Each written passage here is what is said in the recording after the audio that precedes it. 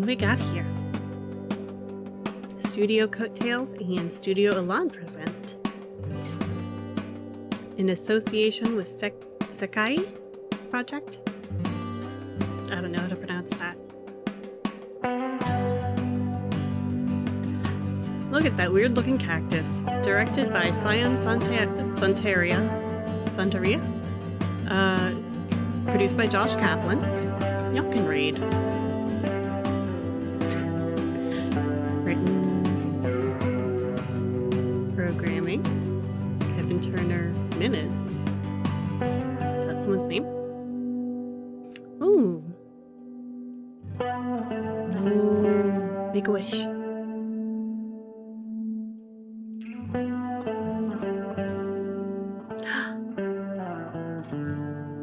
That's a baby.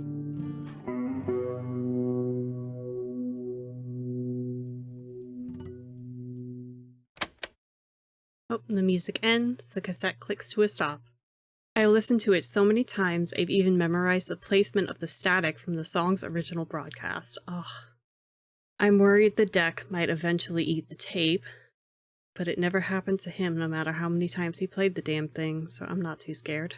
It used to drive me crazy. Every day he played it over and over again. Sure, he would throw on something different later after a few loops, but soon enough he'd switch back and the cycle would repeat itself. Sometimes, I think he would do it just to mess with me. I would be in the back, in bed, smothering a pillow over my head to block out the music. He'd just turn it up louder, even during all-nighters. Asshole. That was so like him. Even near the end, when we had to finally settle down, he was still pulling that kind of crap. I'd come home from school sometimes and the police would be at the door because the entire block had called in a noise complaint. He said it was because he was hard of hearing, but I know he did it just to get a rise out of the old grouches who lived nearby. I think that was his worst fear, ending up just another bitter sack of bones. So he did everything in his power to be the exact opposite, right up till the end. Of course, that meant I would always deal with the fallout.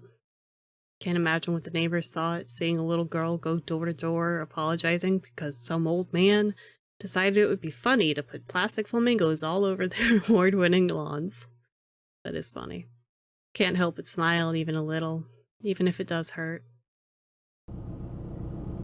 Take a sip of my coffee. Outside, a heat haze shimmers over the never-ending oceans of sand. I really like this art style. It's simple, but I like it. So much desert. Even Roswell was just rock, sand, and a few shacks. All alien-themed, of course. That's me. Didn't see any UFOs, though. Weren't looking hard enough. I'm not used to how dry everything is. Even with the AC on high enough to rip off my eyebrows, I'm still all sweaty. God, I wish my AC worked. Guess that's what happens when you laze around in snowy Colorado for a decade. In that regard, the desert is a nice change of scenery. I don't exactly hate it. New sights are nice, especially since his health didn't allow him to do a lot of traveling when I was a little girl. I could see myself getting used to this. Well, maybe another 15 years when I have everything paid off. Ugh, damn it, Amber, snap out of it. You can worry about that later. This isn't your trip, so stop being so selfish. I push the eject button. Marina's thoughts updated! Check out this item in the gallery. I take the tape out and look it over, probably for the 20th time today. Years worth of brown stains and greasy fingerprints are smudged all over, making it feel grimy to the touch. It still works like a charm, though. There are more cassettes in the glove compartment. Mixture of mine and his. Mostly his. I should just play one of these and get it over with. My hand gravitates towards the latch. It would be okay, right? No. Snatch my hand away from the latch and flip the tape over. Once again, I find myself staring. With a sigh, I stick it back into the deck. I reach towards the play button, taking another look to see if the road is still clear. Like always, it... The fuck? Is it? Oh shit. I slam on the brakes, their shriek piercing my skull. A glance at my rearview mirror shows a girl cringing next to an ancient-looking car, covering her ears as I screech down the road. Oh shit. Making a U-turn of dubious legality, hell yeah, I pull out in front of her car, killing the motorhome's engine. I hop out and shield my eyes from the blazing New Mexico sun. Only now do I realize how precious the AC really is. For real, baby. Doesn't take more than several steps before the girl comes bouncing up to me with a look of relief. Oh, she's cute. Oh my god, thank you, thank you, thank you! I was starting to think no one would ever stop. With each word, she gets a little closer until we're finally within touching distance of each other. Her smiling face now filling my entire field of vision. That is very close. Her bright auburn hair is done in a girlish side tail, glistening beneath specks of sweat. Standing out in the heat has made her round, pale cheeks a sun-kissed red. Oh my god. But she still looks put together, like the desert would sooner melt her than do any real damage to her looks. I almost feel embarrassed to be in front of someone who dresses so cutely, her frilly green top and skirt putting my red t-shirt and khakis to shame. Oh. It's all brought together by one thing, though. Her eyes. They're blue, vividly blue, deep and rich, complementing the traces of her misty perfume as she gets closer and closer. Too close, too close, too close. I scramble back and cough, trying to hide any awkwardness. God, the panic's real. No problem. I'm a little bit in love with both of them, I think. Already. What's she doing out here alone? Driving through? Hell, is she even alone? I peer off into the plains on the side of the road, half expecting a guy to pop up from his hiding place now that some idiot has fallen for their trap. That's a legit fear. That idiot being me, of course. But much to my surprise, no one does.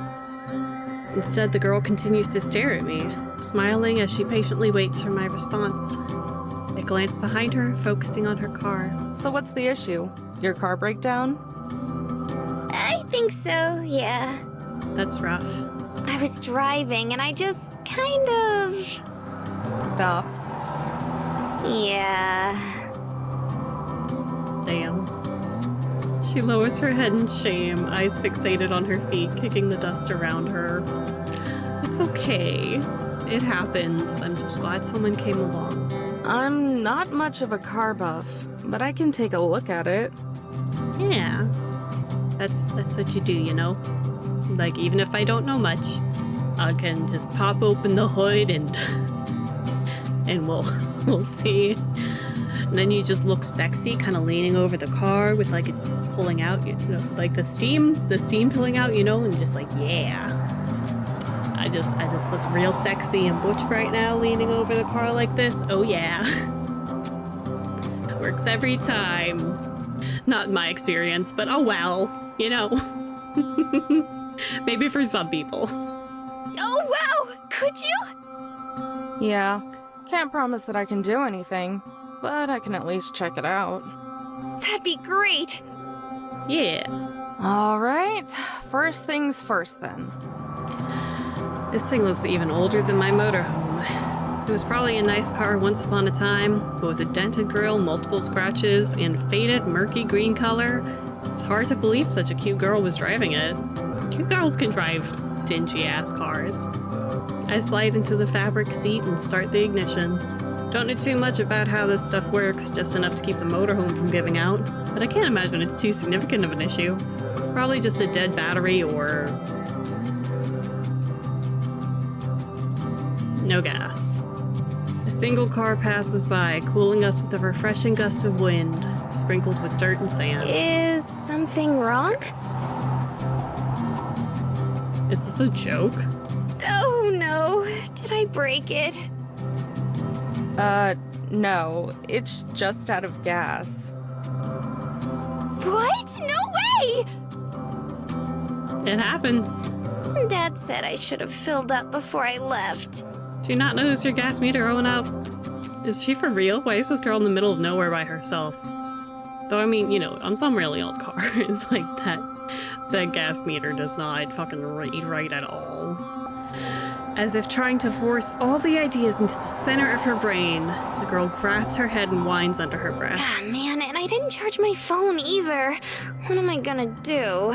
Girl, why are you out here? I'd offer her mine, but I've never had a cell phone in my life. Why don't you have a cell phone? Let's get like a fucking cheap one from Walmart. I mean, yeah, even a cheap one is still gets pricey. But seems like you'd have to be pretty absent-minded to forget that, though. She whines once more and turns to me. Hey, this might seem a little weird, Oh no. but could you take me somewhere nearby so I can get some gas? Yeah. It's not weird at all. That's a normal request. What do you know? She actually did it. What else is she gonna do, okay? She has no other option.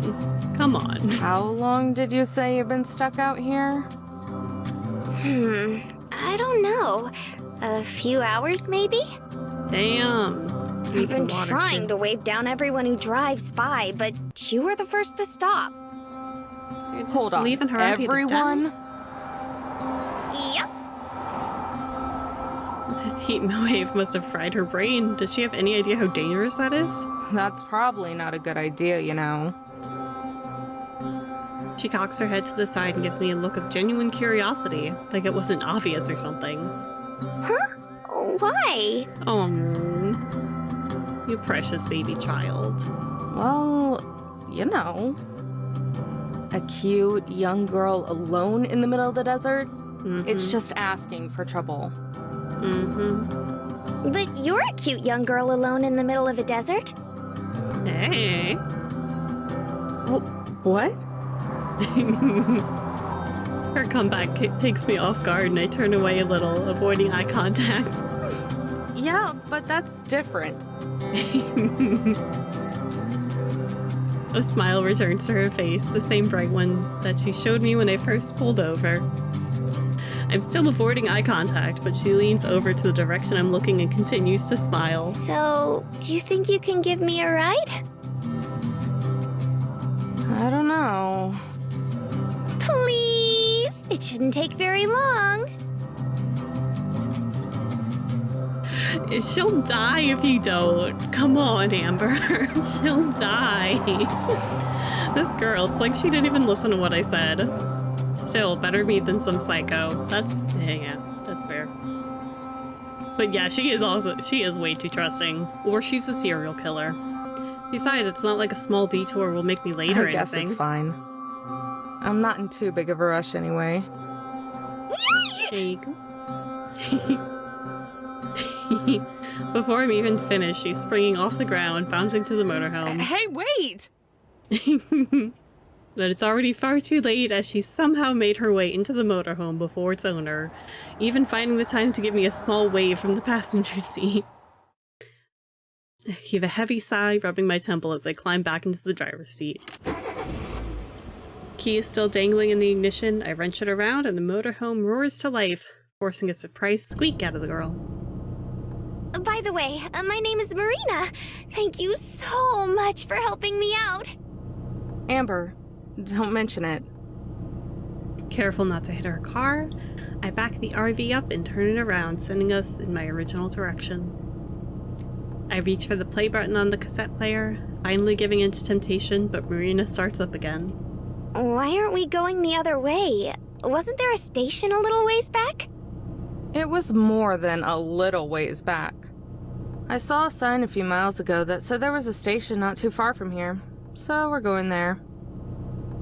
Oh wow, I didn't even see that. You're really observant. Yeah, you're just really oblivious. That's the kind of shit that you really need to be on the lookout for when you're on a road trip, baby. What's this girl's plan? Not really. Silence falls between us, the roaring of the engine and the swishing of the wind from outside being the only sounds. I take that as my cue and reach for the cassette player once more. Finally give... How do you even drive this thing? It's huge! Marina spreads her arms out like an eagle unfurling its wings, almost bopping me on the head in the process. I clear my throat and grab her arm out from the air, gently placing it on her lap. It's not that bad. You get used to it. He tilts her head to the side and gives me a light grunt as if saying, "That's so," and we return to the silence of before. Again, I reach for the cassette player. So what are you doing out here? Are you going camping? Seems like what you're doing is fun. Oh my gosh. I take a deep breath and hold it on as long as possible before letting it out. Just traveling. What about you? Why are you out here? Oh, well, it's kinda silly. Yeah? She scratches her head and lets out an embarrassed laugh before staring at her feet. She quiets down and surprisingly stays quiet. Uh-oh. Well, looks like that worked. Reach for the cassette player one last time. I stop for a moment to look at the glove compartment and then Marina, who looks lost in thought. Finally, I press play. Oh, a pleasant little chime greets me as I enter the station, Marina trailing closely behind. The drive was quiet after I turned the music on. Turning the tables on her and asking what she was doing out there seemed to throw her off. Didn't mean to come off as cold as I did. It's just been ages since I've had a conversation beyond accepting some half-hearted condolences. Though to be fair, I haven't really wanted to hold one. The guy behind the counter is busy ringing someone up, so I set out in search of a gas can. The store is one of those big mini-mart places, made specifically for travelers. It's a Buc-ee's. It's surprisingly clean for a place surrounded by sand. Every corner has an unnatural sanitary shine accompanied by the scent of citrus cleaning product. Hey, they have cola flavor here! The gas station doesn't have cola flavor here. Oh, cola slushy, okay. Coke Icy. Get that Coke Icy! I turn and find Maria clutching the slushy machine, her eyes widening like a cat's when tempted with yarn. Don't most gas stations have it? Yeah. She shakes her head but doesn't take her eyes off the machine. Where is this bitch from? All the places back home only had cherry and raspberry. When we got sick of them, we just had to mix them together. Where the fuck are you from? But... Marina finally turns to me, wearing a face of pure, concentrated sadness. I left my wallet in the car. This bitch. This bitch! How were you expecting to pay for the gas then? Never mind, I take it back. We should have left her. We should have left her where we found her. Oh my god, she's a scam artist. That's all she is. It's the saddest thing I've ever seen. Just looking at her, I can feel my heart break. Wait a second. How were you expecting to pay for the gas? Mm-hmm. I don't know. I just remembered. How did she last 5 minutes out in the desert? Fine, I guess I'll pay for it. Really? Oh gosh. Yeah. And grab yourself one of those slushies too. Oh hell yeah.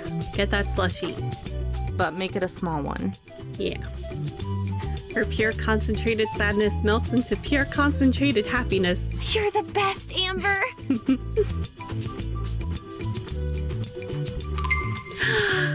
Yay! She grabs the cup and holds down the button until the slushy overflows and drips down the side. I was gonna pay for the gas anyway, but I'm hoping the drink makes up for the drive over. Aw.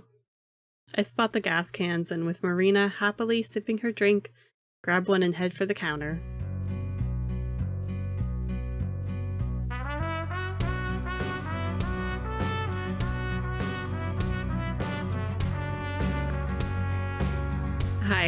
Hi. Hello.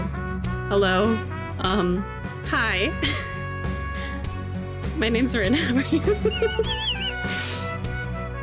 The guy at the register is still ringing up the same girl.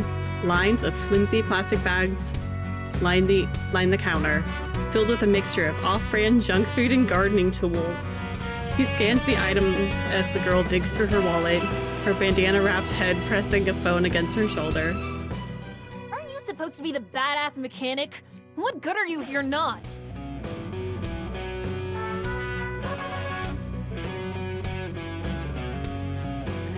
She swipes out a card and hands it to the cashier, more interested in staring at her nails than looking at him. The hell would I know?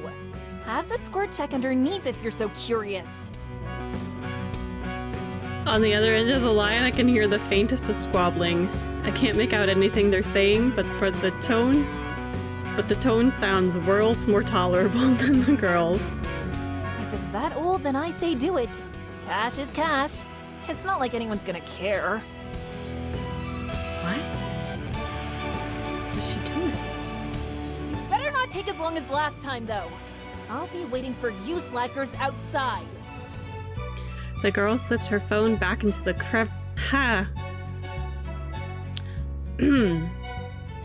The girl slips her phone back into the crevices of her dangerously unzipped jumpsuit. What little clothing she has on underneath looks like it's going to burst from the slightest movement. Not my type, especially with that personality, but it's hard for me to do anything other than stare. Speak for yourself, Amber. The attendant reaches out to help with the bags, but the girl snaps him away before he can. She shoots him with a heated glare that burns straight through the man and into the wall behind him. Turning around, the girl looks at us for a second before rolling her eyes, then marches out the door, the bags weighing her down as they nearly scrape the ground. Yeah, definitely not my type. Good luck. Marina and I set the can and nearly empty slushie on the counter. Will that be all? Yeah, sorry for more boring than that other girl. The attendant hacks out a dry cackle and scans the gas can. He flicks his oily ponytail behind his shoulder, then rings up Marina's Been a drink. lot of folks passing through and stocking up the past few days. What's going on? It's been a good change of pace. Oh, good. I'm guessing that's why you girls are here too. Marina eases in toward the counter, nudging herself tightly between me and Iraq, her hands creeping over to the slushie. For what? I'm just heading out to California. If I don't end up driving myself insane first. You mean you don't know? What's going on? The attendant freezes, forgetting about the scanner in his hand. Blinding red light beams from mid onto my chest. About what? Why, the treasure. The treasure! Marina's hand stopped just shy of grabbing the cup. Treasure? The clerk's chubby face morphs You into a telling grin. me that you girls haven't heard of the treasure in the journal? Treasure? I have. What? I frown. Embarrassed, Marina looks at the floor again, her cheeks flushing red. I guess she's always just this forward. Oh, well, I heard about it on the news. Hmm. It's kind of why I drove down here. You drove out into the middle of the desert for treasure? Lord. Sorry, but you've lost me. Not just any treasure, Missy. The miner's treasure. Well, he says it like that should clarify what he meant. I stare at him. He stares back. Marina sips the last dregs of her slushie. Damn! Marina! Damn, girl. You honestly don't know. Fuck, I don't know. Not a clue. Are you gonna Mm-mm. change that? A little feisty, ain't you? Back off, old man. Not really. Just have stuff to do. Fair enough. A little while back, some folks were going through all the trash in their garage. Like you do. As fate would have it, they came across an old journal. Turns out the thing belonged to their great uncle. Or maybe it was their great grandfather. I don't know. Some dead old man. Yeah. I cut him off with a cough, a polite hint for him to either get on with it or quit his yammering. Despite apparently knowing all this, Marina continues to stay focused with rapt attention. Sometimes her drink makes that annoying slurping sound again. Sorry. I'll try keeping it short. Anyway, after flipping through it, they found out that he'd struck it rich during the gold rush. Ooh.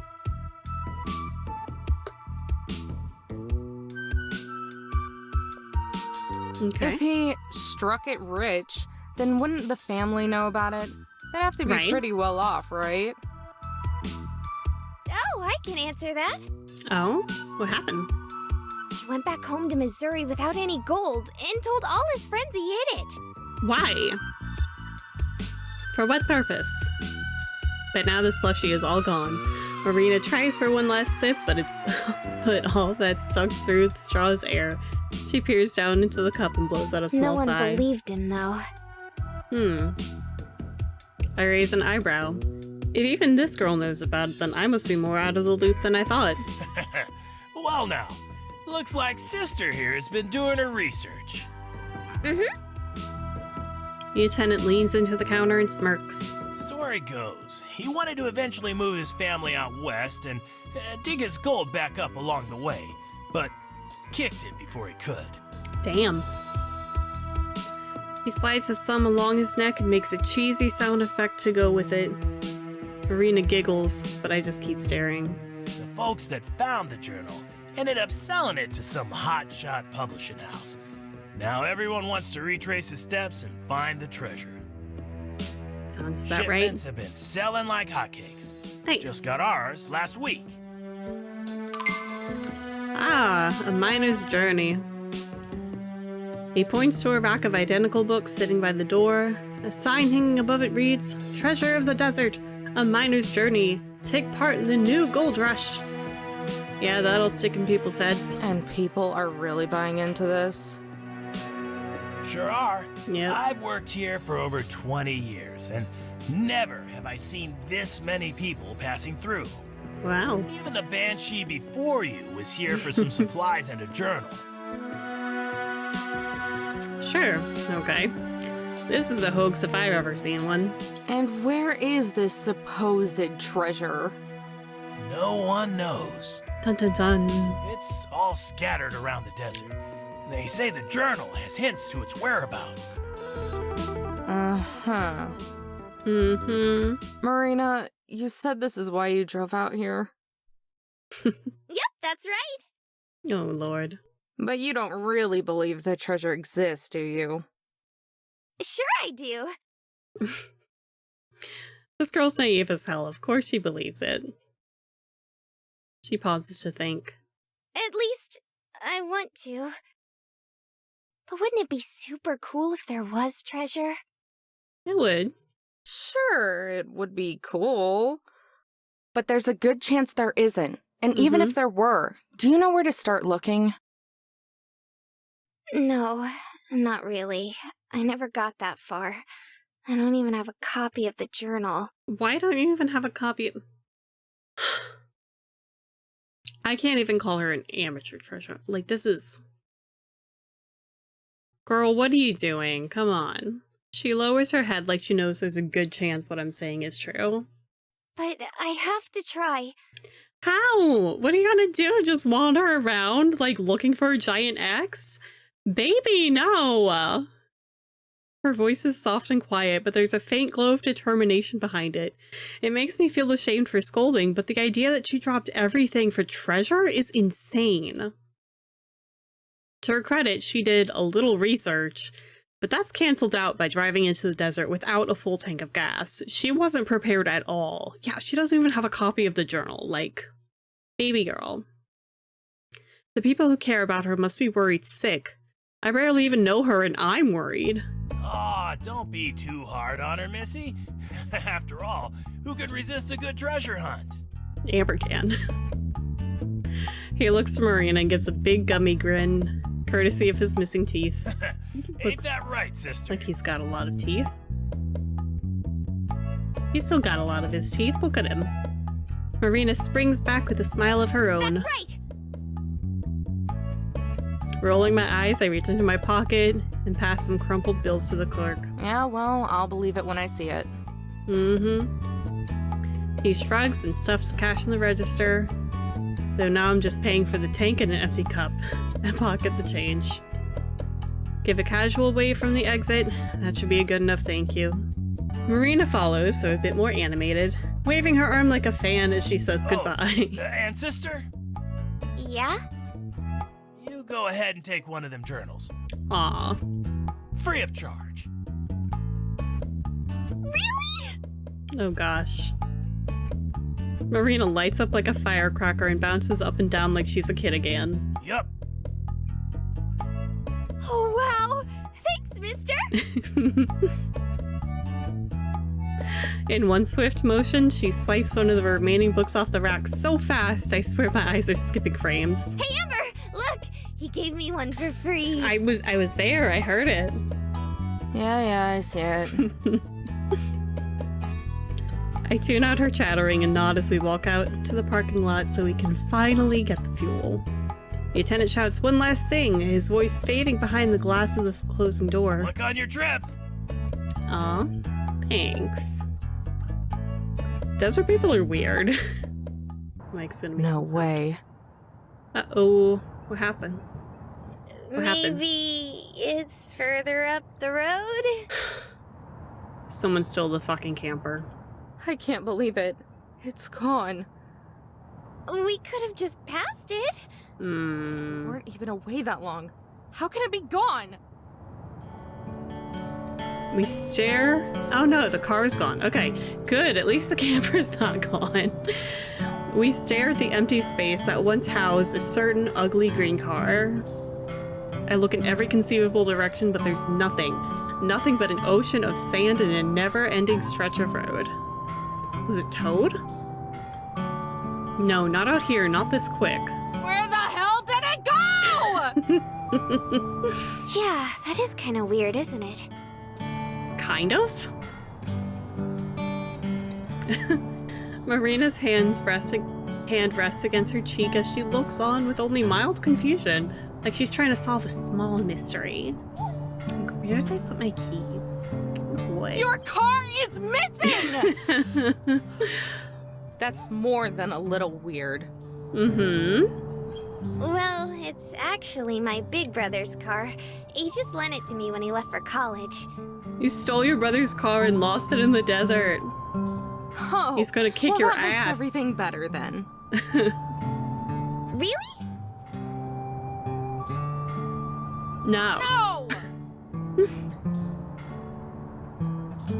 I let out a heavy sigh and pressed my fingers to my temple, attempting to massage away the stress and irritation. It was probably stolen. We'll need to call the police. Yep, but bet she doesn't know the make, model, license plate, nothing.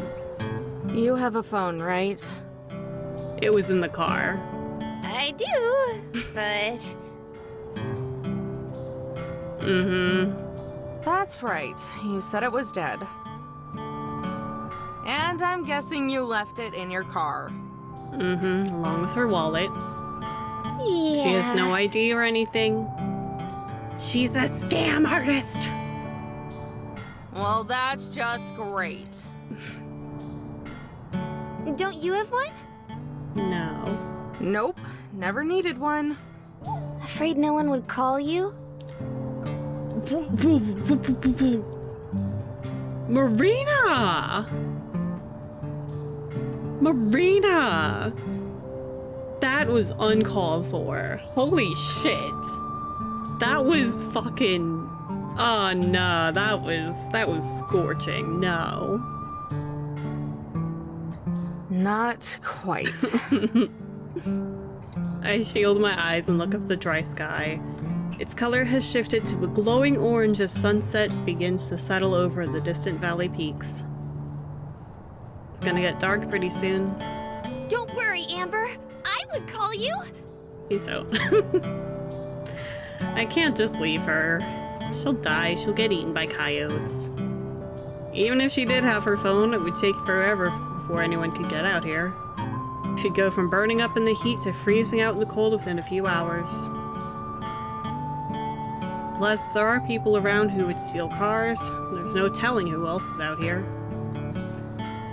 I can already see how this would all go down.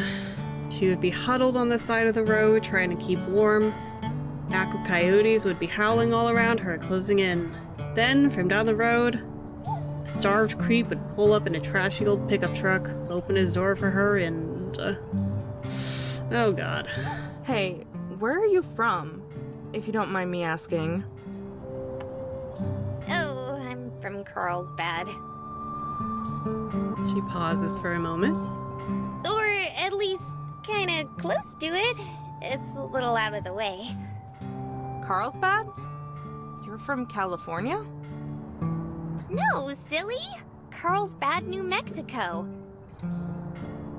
Oh, right. I've been going there for a second. How far is that? Maybe 2 hours from here? Gas station probably had a phone she could borrow. That guy seemed nice. Wow. You didn't get very far at all, did you? Nope. Marina lowers her head in shame. As you should. You only had a couple hours worth of gas, and you just... good lord. I never really seem to. Oh, you precious little dumb baby. Precious little dumb baby. Though I'm not really one to talk. I've been on the road less than a day. Would have gotten further if traffic on the I-40 wasn't such a pain in the butt, or if I didn't pick up Marina. Hey, listen. You don't live too far away. If you want, I can probably give you a lift back home. I prep myself for an explosion of thankful energy and excitement. But there isn't one. She wants that treasure. Instead, she continues to stare at the ground, her hands now balled up in a fist as she fidgets ever so slightly. Something wrong? She shifts her gaze from the ground and looks me straight in the eyes, drawing a deep, long breath. Remember the treasure we were talking about at the store? Yeah? I know it's a lot to ask, and you've already helped me out so much already. But do you think you could take me to the first place the treasure is? Huh? She wants to keep going, even after this entire disaster. The treasure! Could you take me to the first? I heard you the first time. It's just... You don't even know if this thing is real, but you've dropped everything to go look for it. Yeah? And now you're asking me, someone you've just met out in the middle of the desert, to take you to it. Even though you don't know if it's real and you've just had your car stolen. Did I catch all that? Uh-huh. Yeah. This about sums it up. Shameless. I'm at a loss for words. How do I even respond to that? I try to collect my thoughts, but only one word comes to mind. Why? Marina shrugs. Nothing more than that. She just shrugs. It's those blue eyes. She relies on those big blue eyes too much. That's why I don't trust people with blue eyes. Take a look at her. Good look. Her wavy hair has been dried out by the hot desert air. Her face is red and drenched in sweat, probably close to melting off her makeup. Even her nice clothes are a little ruffled. But despite all that, this cute, peppy girl wants to keep pressing on. Even when most people would have just called it quits after the car broke down. Even out here, all by herself. For all I know, she could be some weirdo out to mug me. This is all some elaborate scheme. Yup! But she wants my help. My help. It's been a while since anyone has needed that. It's like an honor. Do I deserve that? Probably not. But she's still asking. Why should I say no? I don't have to be in California for another few weeks, and isn't that why I'm taking these trips? To see the sights for him? She's a little excitable and even more naive, but maybe I need a little bit of that.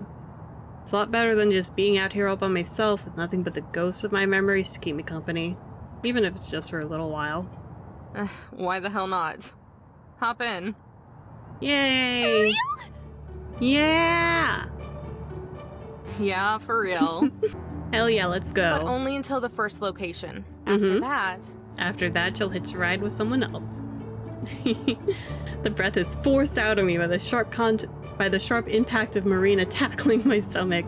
A warm but damp sensation wraps itself tightly around me. A dead weight snuggles up against my chest. Thank you, thank you, thank you, thank you, thank you! What are you doing? I'm hugging you, silly. Amber has never experienced affection. My cheeks grow warmer with each passing second. I try to wiggle my way out, but she stays latched on, her grip getting tighter and tighter. Marina, please. You're all sweaty. Sorry. I'm just super happy. Aw. She unlatches herself, letting me clear my throat and recollect myself. Anyway, let's get inside. I'm burning up out here. Yeah. It's a nice camper. I like the cabinets. We clamber back inside the motorhome, leaving the dry hellishness behind. I turn the ignition and let the AC blast away the RV stuffiness. Letting out breaths of sweet relief, Marina and I collapse back into our Alright, seats. so where's the first piece of the treasure? Well... You have no idea, do you? That's not true! The news said a part of it was somewhere here in New Mexico. Probably. Because New Mexico is teeny tiny, right? It's only 2 miles wide. Right, Marina? Not surprised at all. Should have seen this coming. You have the journal? Mm-hmm. Yeah? Have you looked at it yet? She hands the cheap paperback book to me. The cover feels like it could fall apart at the turn of a page. The whole thing is fitting of its rustic design. What cheap-ass publisher did they send this to? Oh my god. I slide my thumb across the edges and flip through the pages. Thick forewords and passages commenting on the journal's historical significance skip past my eyes, most long enough to be their own book. Finally, a photocopied picture of one of the original entries appears, preserving the faded cursive lettering, the whole thing printed on the next page over. Crusting brown stains and wrinkles engrave the photo. Some of the writing has been scratched out too, like someone made mistakes and couldn't erase them. Hate to admit it, but for something that's probably a sham, the thing looks pretty authentic. With bounty and satisfaction in hand, I am now homeward bound, the perilous journey forthcoming. Through my unrivaled intellect and unmatched ambition, I have succeeded in accomplishing what many believed would no longer prove profitable. Of course, this only comes as a surprise to those around me, not myself. I had traveled this way on the trail, with many others from the Missouri Territory. But as my typical, characteristic success grew, I could sense the envious stares among my so-called peers. The danger eventually became so great that I wished to flee, but my companions left before I woke. For what reason, you may ask? I do not know. It is with this in mind that I have taken it up upon myself to leave a note for one of my fellow prospectors, and to borrow his steed, so that I may one day return to settle with my family. But if this journey has taught me anything thus far, it is that jealous, conniving eyes are abundant. Oh. Yeah, I'm not reading all this crap.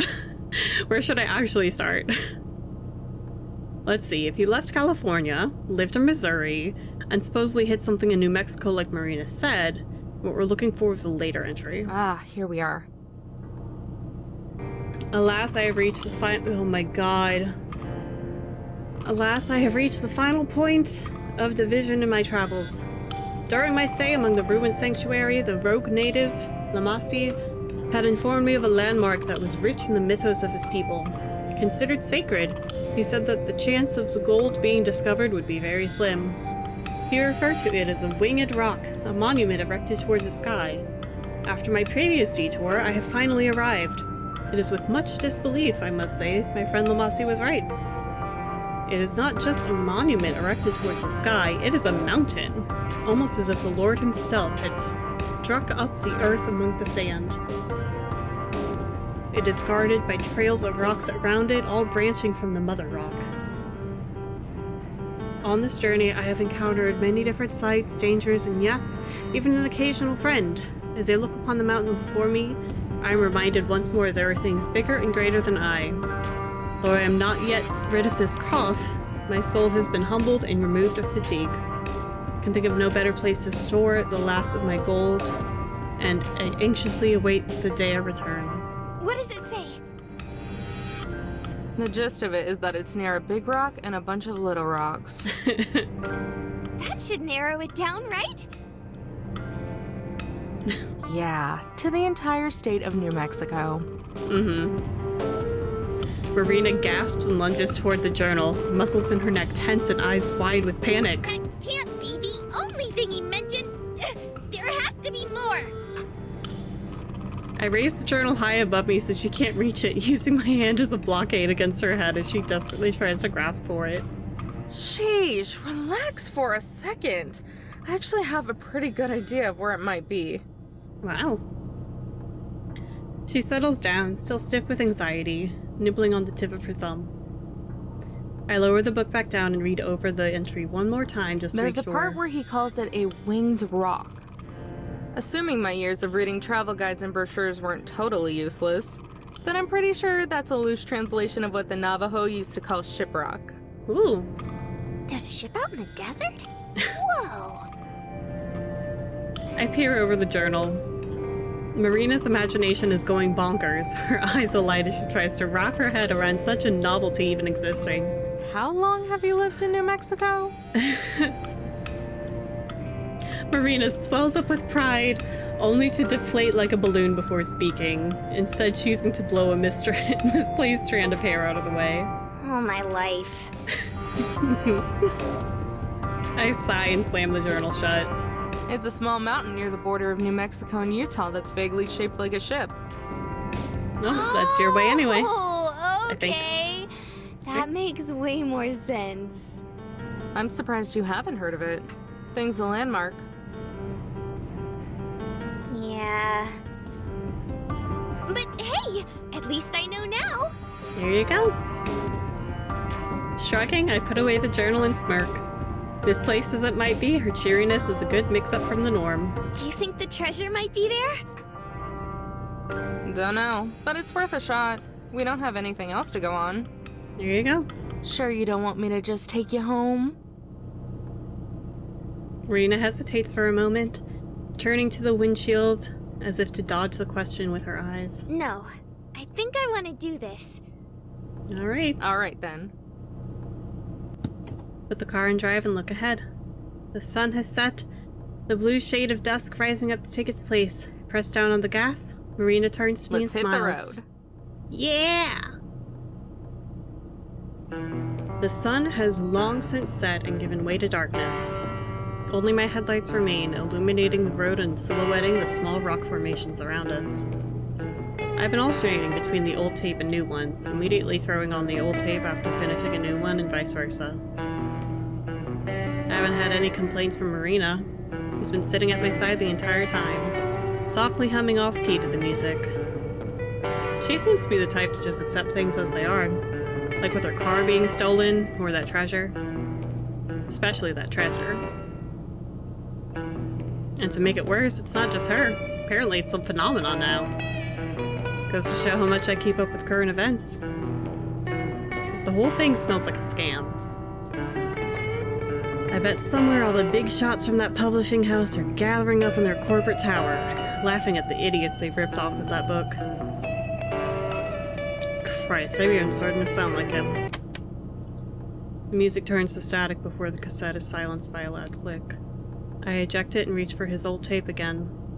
Marina notices, taking the opportunity to break the long-held silence. So, do you like music a lot? Oh, yeah, I guess. Yeah. Figured.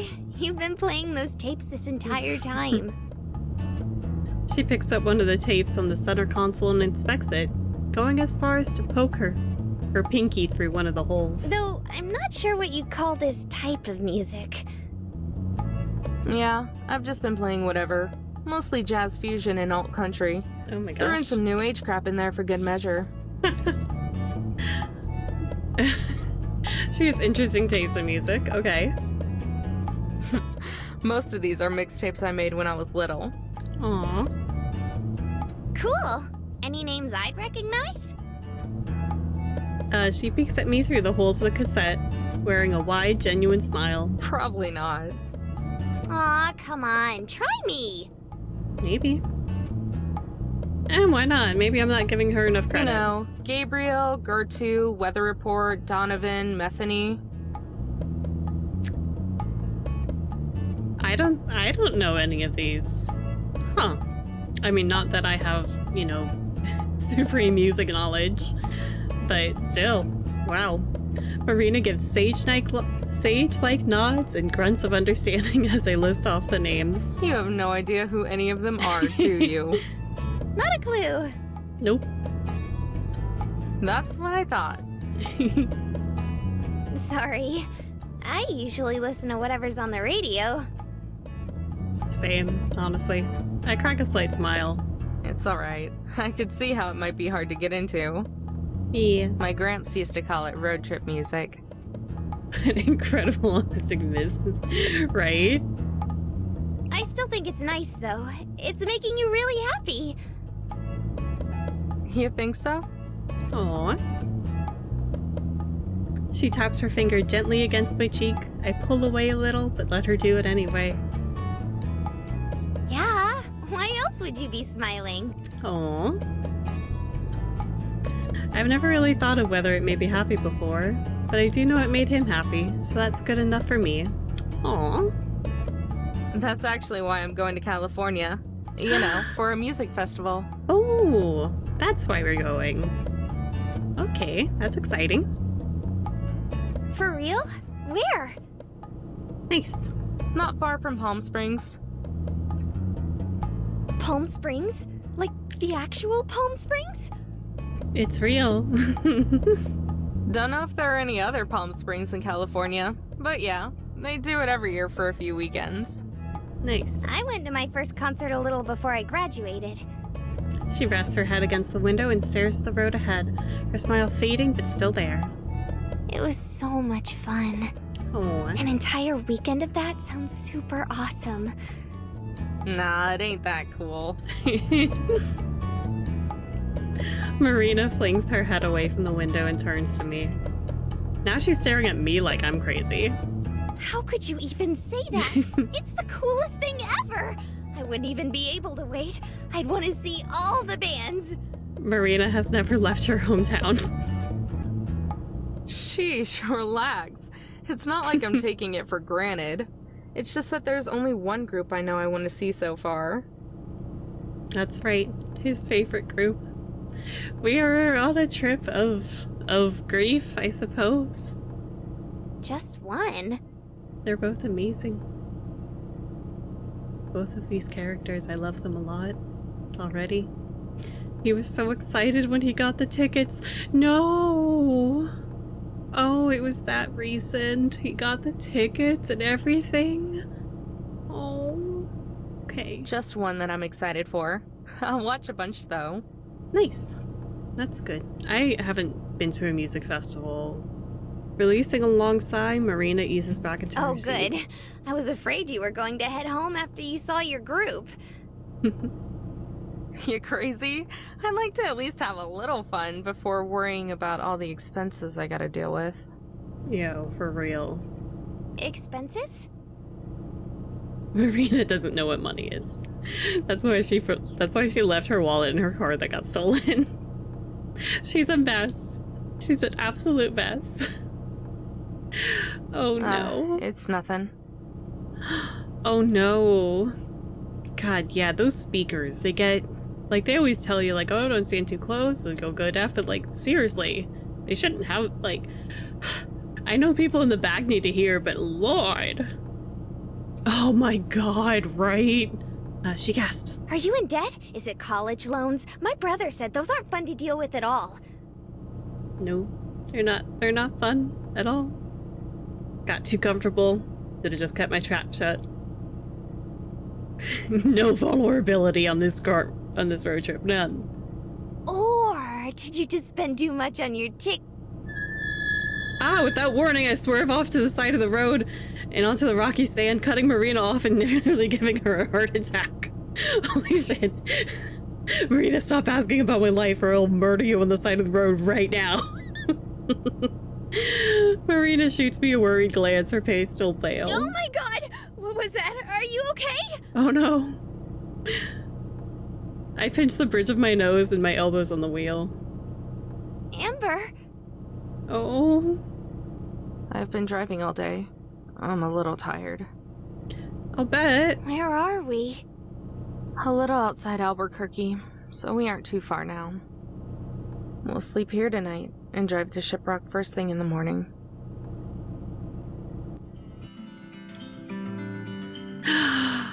There's only one bed in this RV, isn't there? Killing the ignition, I climb out of my seat and into the living quarters. Marina trails behind me. I yank open the bathroom's Velcro latched cupboards. Inside is a folded stack with a blanket, sheet, pillow, and my old gym clothes from school. I scoop them up and toss them to Marina. She scrambles to catch it, desperately balancing them as they lean out of her arms. Sorry about the clothes. I don't have any actual pajamas. You can sleep on the couch. It folds out into a bed. There you go. Oh, okay. Yeah. Alright then, see you in the morning. Ah. There are two beds. Damn it. With that, I step into the back room and slam the sliding door before collapsing onto the oversized bed. It is. It really is. It's fun so far, though. Even in the darkness, I can make out the pictures hanging on the wall. Once upon a time, they were generic scenic pieces. Now they're photos. Photos of me and Gramps. Oh, baby. My favorite is this one of us in front of a museum for music. Rock and roll, to be specific. Oh yeah. Just a little pipsqueak back then, holding up an autographed vinyl sleeve that was about the size of my head. He was by my side, squatting down and ruffling my hair as I gave the biggest smile I could, even with my missing teeth. I let out a sigh and fixate on the ceiling skylight, a small sliver of the moonlight shining through. I know, that's the most precious little baby. She's so cute and happy. It feels like an eternity since I've last laid down in this bed. I remember it felt like being hugged by a cloud. Now it feels like concrete. Tiny creaks sound from the room next door, accompanied by Marina's little squeaks of determination as she struggles with the fold-out bed. Till finally, I hear a loud thud. Oh no, she's gonna get murdered by that fold-out couch. Can't help but smirk a little. Should have warned her that it was heavy. The room over goes silent. Hope it didn't crush her. It's gonna wake up to her dead. Ah, luckily I soon hear footsteps tiptoeing across the carpet, then onto the bathroom tile. They stop outside my door. So you gotta take a rope and you gotta tie it to the car handles, to the bars, on the doors. Gotta tie it to the bars on the doors and tie it to the steering wheel so no one can open the doors from the back outside if you're sleeping in your van. For safety. Hey, are you awake? Her voice is weak, barely above a whisper. It's almost impossible to hear as it's muffled through the door. I know I've said it a lot already, but I really mean it. Thanks, Amber. Oh. Good night. Good night. I continue to stay silent. In the dark, the ceiling looks like it's constantly changing in size and dimension. Sometimes getting bigger and further away, other times getting closer and smaller. I look down. Through the crack under the door, I can see her shadow turning around to leave. The words slip out of my mouth before she can even take her first step. Night, kiddo. Oh. Oh god, did we just now get to this? Damn. Most people imagine Indian reservations as tucked away slices of heaven. Maybe some pocketed oasis of vibrant greens and flowing water in what is otherwise a wasteland. Those people are wrong. The Navajo Reservation is as sandy and barren as the rest of the desert, and at 22,475 miles, it's neither green nor fun-sized. Not that I hate it. The miles of faded highway road speed past me, blending together with the sand that stretches out to far off rigid mountains. Like there's a rhythm to it all. Yeah. Behind me, Marina is still stretched out on the fold-out bed, cuddling the pillow, a substitute for her blanket that long since fallen off her bed. Oh, my old gym clothes are a little small for her. The shorts only reaching halfway down her thighs. Hey! Anyway. But hey, I'm not complaining. Oh, well. I'll beg her fucking not, Amber. Come on. Soon we're rolling into the town. Its jagged namesake peeking over the horizon. Shiprock. The town itself is typical for this desert. Nothing fancy like a high-rise. Just a whole lot of plain shacks sitting on top of gravel. Painted warm browns and beiges. From behind me, there's a light, almost fluffy yawn. Fluffy? How do you yawn fluffy? I wonder how that bundle of joy handles mornings. Oh my god, is she a grump in the mornings? Morning. Grump, she needs coffee. She needs coffee. Oh, hi. You're finally awake. Uh-huh. She yawns again and thumps back against the bed. Guess she's not a morning person. And there's still some coffee in the... Oh, wow! Is that Shiprock? Oh my god. Oh my god. She scared me. I take it back. Marina rushes behind me and grabs the back of the seats, her eyes sparkling. It's huge! I can't believe we can see it from so far away! Yeah. On closer inspection, my clothes are way too tight for her. My poor shirt is being stretched to its limit. Mm-hmm. Of course, this doesn't seem to bother her at all. I don't know if I'm more embarrassed for myself or for her. Well, we have to get moving now. So go get dressed or whatever. Sure thing. She scampers off to the back, finally giving me room to breathe as I make my way to the driver's seat. Until I accidentally glance at the rearview mirror.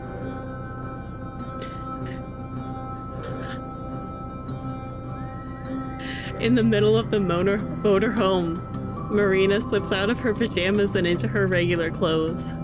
Don't peep. Don't peep in the rearview mirror back at her. No, don't do that. No. Jeez, the bathroom is right there. They're winning! They're winning! I adjust the mirror and try my hardest to stay focused on anything else I can look at. Oh lord. Fully dressed, Marina pops back up beside me and settles in the passenger seat. The desolate road continues until suddenly, as if out of nowhere, we're greeted by a line of cars, RVs, buses, and every other kind of vehicle under this blazing sun. All lumped together, stacked one on top of the other, side by side, and every single one blasting their horns. What the... So everyone else figured out the journal entry too. Whoa, you think this is because of the treasure? I grit my teeth and flop back in my seat.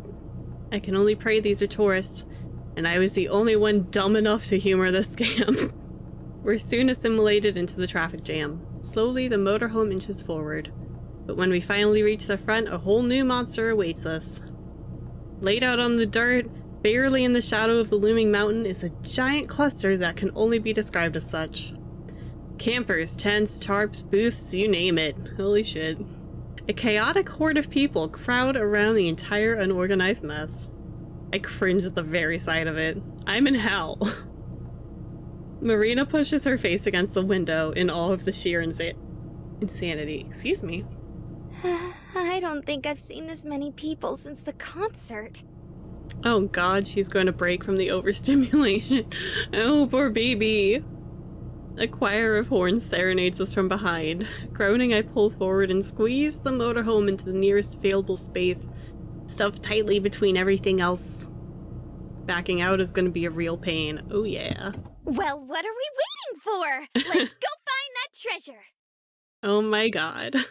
Marina sits up and nearly leaps out of the car, but I grab her wrist and pull her back in her seat. You're gonna get murdered out there. Just hold on a second. Yeah, wait 2 seconds. Come on.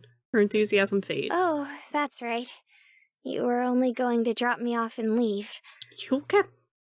You'll die if I leave you by Sorry, yourself. but I'm gonna stick around a bit longer. Mm-hmm. For real? Saw you in those tiny gym shorts and stay around a little longer. I will stay around a little longer. Nothing about cigarettes, come on. She starts sniffling. You're so nice to me, Amber. I think I might cry. Oh my god, this poor Hold it child. in. We gotta think of a game plan first. Okay. Who do you think who's gonna leave who, for dead in a hole for treasure in the middle of a desert? Who do you think's gonna leave who? Marina returns to her usual happy-go-lucky self while I grimace at the chaos outside. If I suspend my disbelief and assume the treasure is real, where would we even start? We don't even have any equipment. I guess we may as well start by checking out the place. Yeah. For real. She's desperate to get out of whatever life she has. I'm the first to make my way out to the sea of people. My nose is assaulted with smells of campfires and BO maps and suntan lotion. Ugh. Smells like tourists, alright. Marina finishes her run around the motorhome and huddles close to me, her eyes still wide with wonder, but far less gung-ho than before. The two of us make our way through the makeshift campground, following a guardrail that's been set up to separate the visitors from the rock. All the while, we pass different scenes starring all sorts of people. A news anchor elbowing nosy hecklers out of the way while she tries to report, men on top of motorhomes and lawn chairs strumming away on guitars. Even vendors have set up shop here, selling over-ripened fruit from their booths. Marina is speechless, looking on in overwhelmed curiosity and hovering so close I keep tripping over her. I'm half expecting her to grab onto one of my belt loops. I'm surprised. I packed her to be pretty good with crowds. Oh, Lord. I repeat, please stay behind the guardrail. Jesus. Oh my god, that was loud. I'm sorry. A booming voice shouts over the crackling of a megaphone. Pushing through the crowd, we're shoved into a part of the crowd that's mobbing by an opening in the guardrail. They're barred from advancing by a lone man, standing on top of a folding chair and clutching his megaphone like a shotgun. I don't stand on top of folding chairs. Stay behind the guardrail. Please be considerate of Navajo land. Mm-hmm. What's going on? Not sure. I think. Bunch of tourists are being stinky. The sun reflects off the truck behind it. I squint my eyes at the words printed on its side. Navajo Parks and Recreation. This could get nasty. Yep. Maybe they're moshing. People did that at the concert. Well, Just What what concert the hell did you kind go of concert did you go to anyway? Wait a second. she went to a metal concert. Oh. In the back of the mosh, distant from the calamity, is a familiar sight. Here she is. Blonde hair intertwined and running through a dark red bandana. What's wrong? Remember that loud chick from the gas station? A little. Mm-hmm. I was too busy with my slushie to really notice. Mm-hmm. Why? I think we just found our first lead. My voice trails off and I start towards the girl, pushing my way through the crowd. Hey, Amber, wait! She's so mean and hot! Look at her! putting on my person mask. Oh my god, same. I take a breath and place my hand on her shoulder with a forced smile. For the last time, old man, I don't have any. Huh? She whips around, her eyes prepared for murder, but her features switch to standby mode as she realizes her mistake. Oh. Sorry, but didn't I see you at that convenience store yesterday? Mm-hmm. Oh, yeah, that dump. Outside of Roswell, right? Yep. Yep, that was us. I'm Amber. The other girl is Marina. Marina waves and I extend my hand. The girl's eyes narrow, but she eventually shakes it with a surprisingly strong grip. Mariah. I'm fine. Everyone here for the treasure? They'd be idiots if they weren't. Hey, what do you know? You were right, Amber. You say that like it's a good thing. You guys here for the gold too? Not sure why else somebody would come out. She looks over the scenery and wrinkles her To nose. this place. Oh, she's so And the mean. ray of sunshine next to me is looking for the gold. I'm just the ride. Step away from the guardrail! You're all getting out of hand! The horde presses in, the yelling grows You louder. aren't getting through, so I don't even know why. A can of beer flies through the air and cracks him on the forehead, the liquid running down his face. What jackass did that? Beat him down. Kick his ass. Oh, come on! Navajo Parks and Recreation. It's good They're beer at trying to least. keep well-meaning treasure hunters from carving up the rock because of its religious significance. She's awful, but Doesn't she's so surprise hot. me. This is a four corner state, so there's lots of stuff like that out here. I think it's sweet that they're trying to protect big ol' Shippy. Mariah stares at her as if questioning her entire existence. But it's a rock. So? It's only good for postcards and carving big monuments. Why is it such a big deal if people want to look for treasure up there? That's why you gotta blame the old white fuck who brought the treasure to hide out there in the first place. Bastard. There's no secret gold in there. They're all made of shitty brass. Well, it's not gonna make much of a difference either way. Why's that? You a non-believer? No, I'm just not a sucker. Mm-hmm. That's not very nice, Amber. That's true. That's true. Gotta tell them it's full of gold and then they'll tear it down. I get the idea. It's a great plan, honestly. Well, it's true. Oops. It's obvious that this is just an elaborate scam and everyone got ripped off. Including the Navajos. Like, damn. Like, why'd you gotta inflict them on this place? Come on. Before I finish my sentence, a cocky, overgrown smile makes its way onto Mariah's face, oozing with snide confidence. What if I told you I could prove the treasure is real? Find it, bitch. I'd say you're full of it. Mm-hmm. Does that mean the treasure's real? Like, honest to goodness real? Overwhelmed with excitement, Marina springs up and down, all while Mariah gives a smug nod. Mm-hmm. Yeah, right. Oh, ye of little faith. I said I could prove it, didn't I?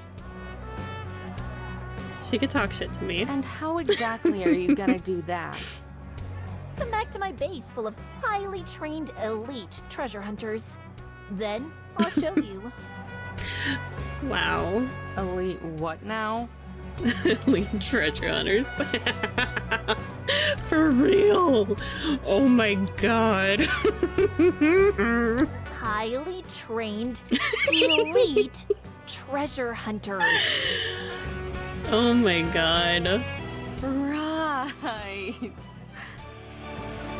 Thanks, but no thanks. We'll pass. I'm in love. What? But why? Well, because... You said we needed a game plan, right? Yeah, me too. This is the best chance we have right now. A terrifying amount of determination emanates from her as she forces an unwavering stare on me. Her gaze intensifies. I look down at my dusty shoes and finally give in. Jeez, if it'll make you that happy, I'll do it. Oh my god. Amber, please. Amber, you useless lesbian.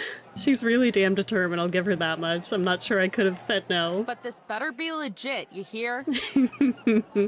I point to I'm Mariah. not in the mood to be jerked around today. It is. Oh, I love it. Yeah, That's one of my I'll keep favorite my ship word. dynamics. Hey! Stop it! Oh my god. Why is that megaphone so loud? We look back at the crowd. The guardrails have toppled over and the crowd surge forward. The man, no! He is. That's what it is. Yelling at all of us. Stop yelling at us. I'm warning you to stay back! I have a megaphone! What are you gonna do with that megaphone, sir? The crowd circles in around the chair and topples it over, the man crashing down with it. They're gonna kill him. We should probably scram. Don't want to be accomplices. Yep. Way ahead of you. Sleek and lavish, Mariah's motorhome is like a mansion on wheels. Its chromy black paint is so fresh you can practically smell the primer. Here we are. Base, sweet base. Mariah, take me back to your motorhome, baby. Tess, buck up. We have guests. Marina and I shoot each other in unsure glance. That's how words work. Then enter the motorhome. Oh, hey. Did you finally manage to make some friends? Bandana guy. Blow it out your ass, slacker. I love her. It's just as big and expensive on the inside, making my RV look like a toilet in comparison. It's definitely a luxury class, unlike my Class C. Nah, she rich. She got all that money. You know it's always the people who already have a lot of money that are going to be looking for buried treasure. You know that's how it is. Or at least it would be a luxury motorhome if not for this seemingly random decor. The wall is littered with posters of ska bands, the worst genre of music. Oh, come on. Even weirder are the license plates scattered everywhere. Some in boxes, some on the table, and some strung together like a wind chime. A beanbag in the corner and bottles of empty beer and liquor cast off the ground. The place looks more like a frat pad than a base. An impression further aided by the guy sprawled out on the couch, his head wrapped in a bandana like Mariah's. Someone's feisty today. No luck with the treasure, I take it? Yeah, no thanks to you. Useless. Hey now, me and A Tess were holding down stinky, the fort. useless man. That's a very important job. Oh, Lord. He gestures at the cot above him, a hollow space under some cabinets. It looks like a row of cupboards used to be there and were stripped out to make room for it. Lying on top of it is a little girl facing the other direction, fiddling with something I can't make out. She's wearing another identical bandana? Why are you like this? Isn't that right, Tess? That's a baby. That's a baby. Tess gives a barely existent nod and continues tinkering. Mood. See, what did I tell you? Has she been like this the entire time? I know, right? Oh my gosh.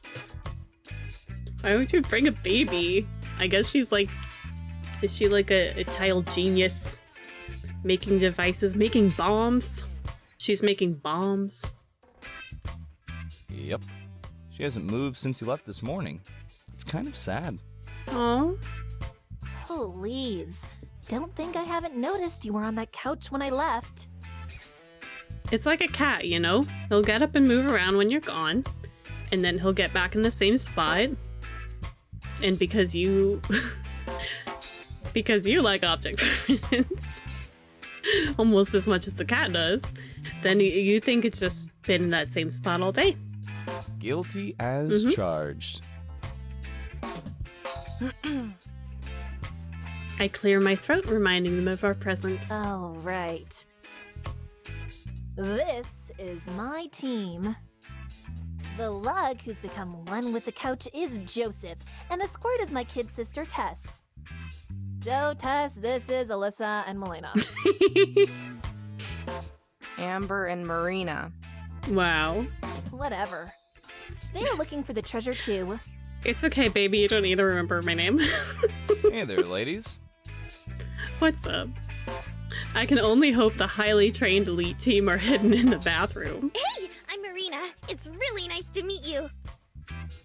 Marina jumps in front of me, taking hold of the conversation by its throat. The other girl is Amber. Say hi, Amber. Hi. Hello. Don't mind her. She's just grumpy. I'm not grumpy. You sound pretty grumpy to me. How dare. I groaned and started muttering nonsense under my breath. Didn't think being a realist would make me grumpy. She doesn't think the treasure exists. Uh-oh, Mariah, we've got a non-believer in our midst. Uh-oh. Why do they keep saying that? Why do you think I brought her here? If you think you'll be able to convince me that this treasure is real, then fine.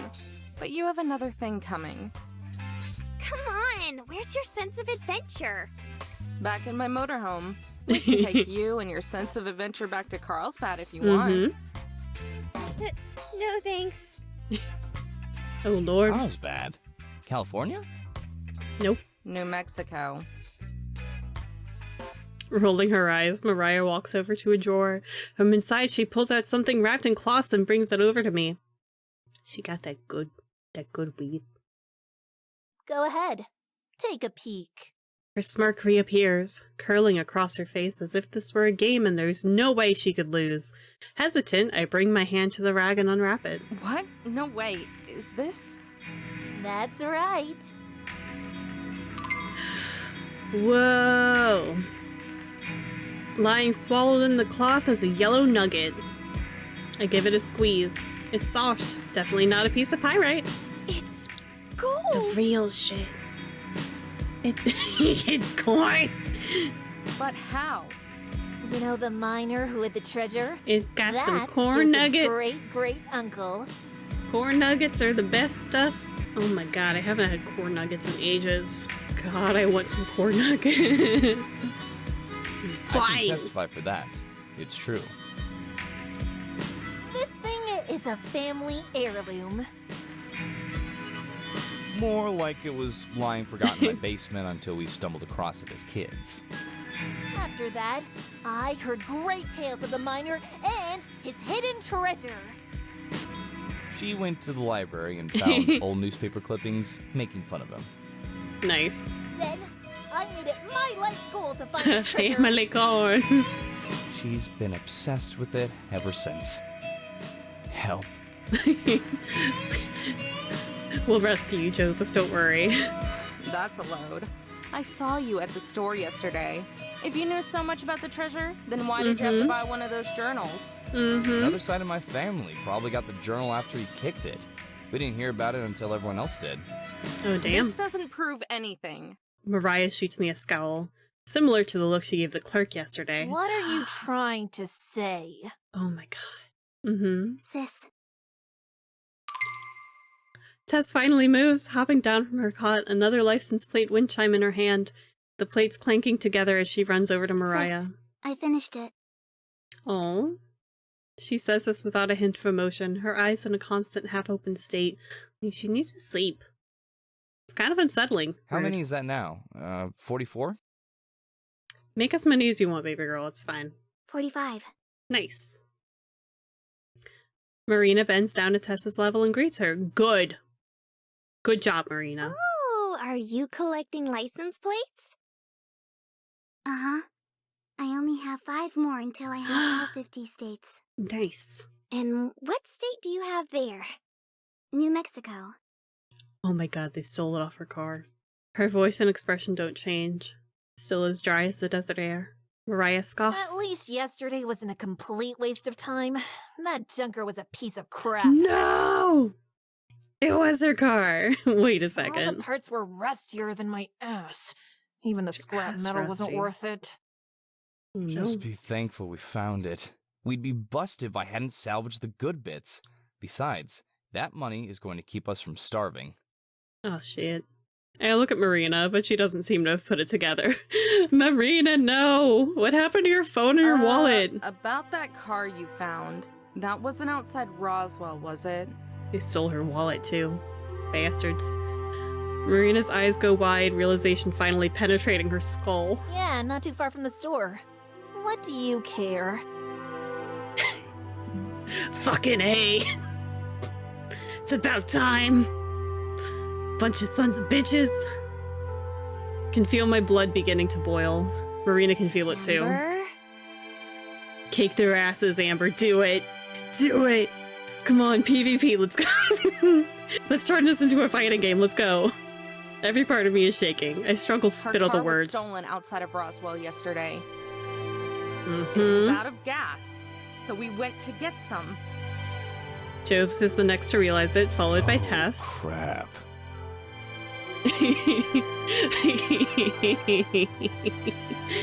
Oh lord, for real. So? I can't hold it in anymore. Sorry, Marina. So, Mm-hmm. you stole her car and dismantled it! Kick their asses! Joseph jumps off the couch and apologetically bows repeatedly, all in one swift motion. Each bow makes me a little bit angrier. Joey said it was okay. I thought it was. Mariah gave the go-ahead. Mariah. You told them it was alright? Yeah, so? It's your own fault for leaving it out there. Gonna dismantle your camper as soon as you leave it. We're taking all the good stuff. For real. Oh my How? god. Fucking hell, How Mariah. on earth is it our fault that it broke down? Mm-hmm. You know, finders, keepers. Aw, A fuck freaking no. car! Tell him, Amber. Mm-hmm. Tess tugs on my shirt. What? I don't mean to, but the word snaps out of my mouth. The tiny girl shrinks away.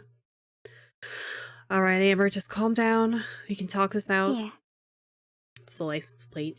She holds out the wind chime made of Marina's license plate, her eyes cast You downward. can have it. Never mind. Calming down isn't gonna happen. She's gonna murder them all. Holy shit. A hand grasps my shoulder. I turn to Marina. She shakes her head and smiles. Amber, it's okay. No, it's fucking not. But Really, it's fine. Taking a random ass fucking car on the side of the road and just assuming that it's a junker that's been out there for months. Fucking dickheads. Nah. She bends back down to Tess and smiles You can go reassuringly. ahead and keep it, sweetie. We're way too understanding, Marina. It's because it's not your fucking car, it's her brother's car. The trio, Mariah included, are taken back by Marina's saint-like reaction. Don't worry, guys. It's fine. Joseph breathes a sigh of relief. Oh god, thank you so much. We're all really sorry about this. Right, Mariah? We're just gonna steal this fancy camper from you. Yeah, I guess. Mm-hmm. About as fed up with this as I am, Joseph shoots her a glare and smacks her on the back of the head. Ow! Alright, I'm sorry and stuff. Marina, are you sure? They destroyed your car. They did? Yeah, but it was pretty run down anyway. Your phone and wallet were still in there. You're unreal. You know that? What happened to her phone and wallet? Anyway, we should head out now. We have a few things to take care of. Thanks for showing us the gold. Now I'm sure the treasure's real. This child. No problem, ladies.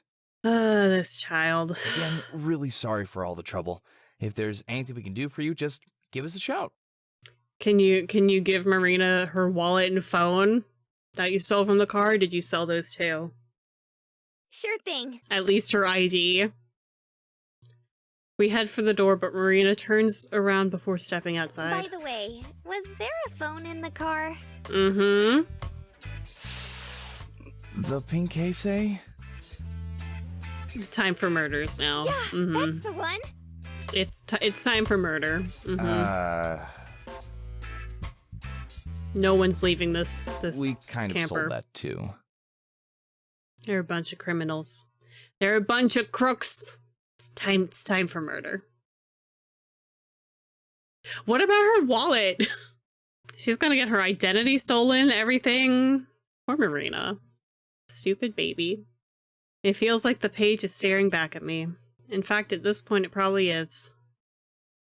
My gaze drifts from the journal to the window by the entrance.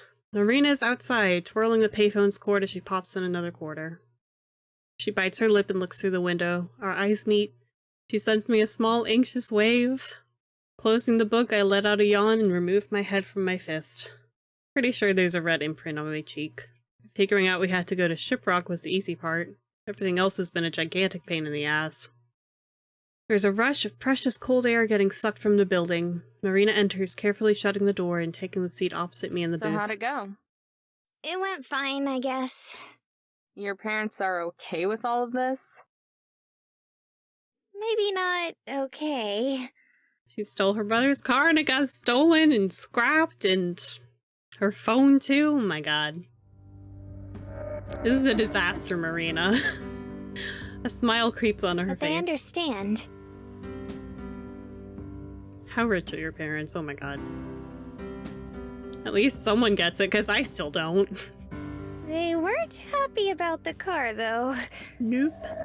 I think you were the only person who was. Mm-hmm. How couldn't I be? Mariah showed us that the treasure is real. You're going to believe the people who stole your car? Mm-hmm. And your It was an phone. accident. And your wallet. They didn't mean to. Besides, they're nice. Oh my god, this baby. Before I can argue further, our waitress emerges from the kitchen carrying our order. A hot black coffee for me, a milkshake for Marina, and a large order of fries for us both. Letting my car get stolen so I can hitchhike with a cute and sort of mean girl. Hell yeah. That's the dream. Marina's eyes brighten at the sight of the shake. Like with the slushie, her sweet tooth takes control of her and she practically starts drooling over the glass. With a nod, the waitress disappears back to the kitchen. Thanks for the food, by the way. Amber's been footing the bill for all of this. Well, it's not like I really had a choice. I could hear your stomach from the driver's seat. Mm-hmm. I wasn't about to let you starve to death on my watch. Plus, I was getting pretty hungry too. You gotta eat. Amazingly, Marina didn't freak out at the sight of the diner, like she has at everything else so far. I was genuinely shocked when I didn't hear a gasp of awe escape her mouth as we pulled up. Hey, Amber, why don't you get a shake too? Coffee and fries don't really go together, don't you think? Coffee and fries are great. I'm fine. I don't really like sweet things. Except you, baby girl. But it's super good, especially when you dip your fries in it. Oh, fries and shakes is the best, though. Oh my god. I know. She takes several of the fries and does just that. I want that so bad. Oh, that's I want that so bad right now. Dipping them in the shake like it was ketchup or mustard. That's silly. I can do the same thing with my coffee. Don't. Please don't. Amber, please don't. Taking a fry, dunk it in my coffee, and take a bite out of it? No. No. Oh, you useless lesbian. Oh, grimacing. I place the rest of the fry on my napkin as I try to cope with the cold chill and sulfury aftertaste. Oh no. Amber. That wasn't the way to impress her. Maybe it would work better if you put creamer in it? Oh no. Ugh, somehow I doubt that. Besides, it would just ruin the coffee. Yeah, don't put salt in your coffee. I don't know how you can even drink it without cream, or at least a little sugar. It's so bitter. Yeah, I need a little bit of cream in my coffee or oat milk. It's time to accept I'm lactose intolerant and I've started using oat milk. It tastes It's really an good. acquired taste. You It's find nice. flavor in the bitterness. Just like Amber. That's why I think it's weird that you drink something like that. How do you mean? She's bitter enough already. I don't know. Such negative game loops back around. Oh my god, for real. Her brow furrows in deep you thought. always seem so yes or no about stuff. If you Mm-hmm. like something, then you do. If you don't like something, then you don't. Like, come on, they're already staying in the camper together. They've been together 24 hours. In lesbian terms, they're practically married, okay? You're losing me, Mare. Did Nicknames Mom now? used to tell us when we didn't listen to her? They're married now. That's it. Oh, yeah. Basically, you have a really thick head, Amber. Marina! Please! Hold back a little bit. Holy shit. Oh my god. Ugh, no filter. I nearly spit the coffee out of my mouth. Gee, thanks. Was it a thick skull? I'd marry Amber though. I would. Whatever. She's- you know what she's I amazing. mean, right? She's grumpy. She drives an RV. I love her. Marry her. I think so. Maybe. It wasn't really an acquired taste for me now that I think about it. Maybe I've always liked the bitterness. Oh. Absolutely. That's how it's, it's true love. Ugh. Is that a bad thing? Just like in Mariah's RV, Marina shakes her head and gives me a sweet, genuine I smile. don't think so. I actually really like it. It reminds me of Shiprock. A warm, tickling sensation bubbles up in my chest. It forces me to smile, but I play it off all cool and breezy like. No, you don't, Amber. So I remind you of a rock. You shouldn't say that kind of thing. People might think they're insults. Good. I want to be told I'm a rock. I'm a cool rock. Satisfied with how I played that off, I reach for a fry to reward myself, but instead of hot, crispy goodness, something smooth brushes against my fingertips. Her name is so bad. I gaze down at the plate of fries. Marina's hand for a split second rests below mine. They're married! We instinctively snap back. Marina's face is a bright shade of pink, and mine is probably similar. Sorry. Let's go! The room feels 10 degrees hotter. We try to re-establish eye contact, but our glances shoot off in other directions as soon as we meet. Hey, Amber? Yes! It begins! What's up? I managed to compose myself long enough to look You back. said something about bills and expenses last night, right? Mm-hmm. I don't know what exactly you meant by that or what it is you have to pay off, but since we know the treasure is real now, I was wondering. This treasure still ain't real, baby girl. Briefly touching hands over a plate of fries? Scandalous. Maybe you might think about sticking around to look with me? That's a marriage We could proposal even if I split ever it. heard one. Or something? Well, first off, we don't even know if the treasure is actually real. Mariah could be pulling our legs. Mariah could do worse than that to me. My coffee is mostly gone, and all that's left is a puddle and a few stray grounds. I'll think about it, though. Really? Yeah. I only said I would think about it. Don't get too excited just yet. I won't. I just think it would be super cool. Oh, Marina flops her chin down and rests on the table. How's it going anyway? Have you figured out where the first part of the treasure might be? Nope, No luck. it's a mystery. It's not like the guy drew a map or anything. Why did just he even jotted leave down it details about the behind? places he went to. That and rambling about how awesome he was. What a dick. Do you think Mariah was right and he hit it on top of old Shippy? Don't listen to Mariah, okay? She doesn't know what she's talking about. Nope. Think about it. How would he even scale the mountain? He was traveling solo on horseback. I doubt he would have the tools to do it. And even if he did, I'm pretty sure he would have gone on and on about it in his journal. Well, what does he go on and on about? With a puppy dog whine, Marina frowns. Are you sure he didn't mention anything else? Maybe something we didn't catch? Let Marina read it herself. She can read. Probably.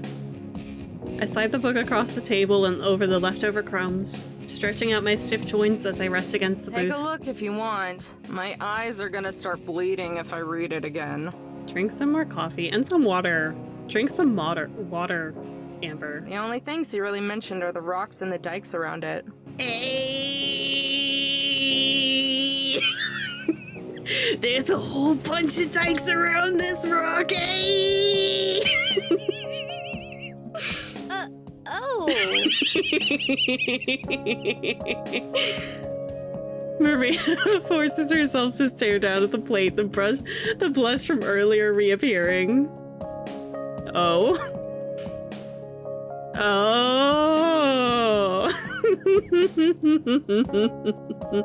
No, not like that. Exactly like that, though. Exactly like that. I stifle a giggle. Teasing her is gonna be a blast. Hey. Hey. I mean the rocks that branch out from the mountain. That's what they're called. Mm-hmm. Huh. It's so simple, but it makes sense. I shoot up and throw down some money. Marina jumps at the sound of the table rattling. What's the matter? Did you figure out where it is? Maybe. At least a general area. The table rattles again as Marina leaps up. She stays behind to straighten it out before scrambling to catch up with me. We're going now? Yeah, let's eat your fries first, at least. Come on, you need to eat Hell something. no. We don't have any equipment.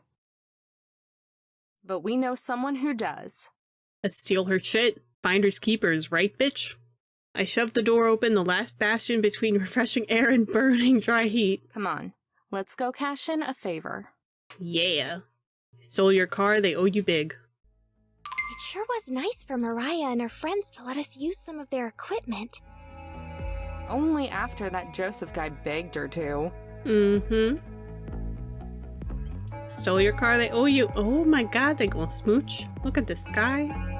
I paused to look around. We decided to wait until nightfall to look around some more. It's like an entirely different world the further you get from the insanity. Quiet and calm, the only lights are the stars and the faint glow of the campground, the campers, and motorhomes flickering in the distance. Marina fiddles with the metal detector's headphones, removing them halfway. Sorry, the beeping's loud. What was that? Forget it, I'm not playing that game. Just keep listening. Oh! Did you find something? I think so. It's over here. They found somebody's ring. I set aside my shovel and throw myself to the ground, clawing at the sand. A shiny speck sticks out of the ground. Frantically, I pick it up. Is it the gold? No. It's... I scrape harder. It's a beer can! It's... Oh my god. Finally, I unearth it and hold it up to the a starlight. soda tab. Mm-hmm. Damn it! This is the 5th one! Yep. If we find any more, we could start making a curtain out of them. Ooh. I send the tab flying, speeding over the dikes. That would be like a lot of soda tabs. Maybe we should call it a night. I'm sure we can find it once we're fresh in the morning. Soda tab curtains are cute, though. Nah, that's no good. We can only do it now because Parks and Recreation isn't paying as much attention. Mm-hmm. Though even now, someone's still guarding the area near the campground. The rocks give us some cover, so I don't think we'll be spotted, but we still need to be We'll careful. keep looking for a little while. If we can't find anything, we might want to assume the worst. That you're guessing? Her face wrenches with hopelessness. Somebody else found it? That it doesn't exist! Jeez, it's like you've never even considered that it might not be real. But Mariah... Yeah, I know. I grab my shovel and swing it back over my shoulder. As we walk, we try to stay as close to the mountain range as possible. Why are you so gung-ho about this thing anyway? If you're just in it for the cash, there are better ways to make money than dragging yourself around the desert. Oh no, it's nothing like that. It's just... Her voice trails off. It hangs over us, never fully evaporating into the cool night air. It's okay. Don't feel like you have to tell me. We both have things we don't talk about, or don't want to talk about. That's becoming very clear. At least Marina doesn't swerve off the road so she can go pout. I just don't want to think about it. All I've been doing for the last month is thinking about it. I almost wish my brain would quit working so I wouldn't have to. So naturally, I take a long, lonely trip with nothing to do except think. Amber! It's happening again! Marina stops, hands quivering as she tightens her grip. I swear, if this is another soda tab... I don't think it is. The beeping is really loud, and it's vibrating a lot. Oh lord. Wait, it's vibrating? Oh shit. Uh-huh. It feels weird.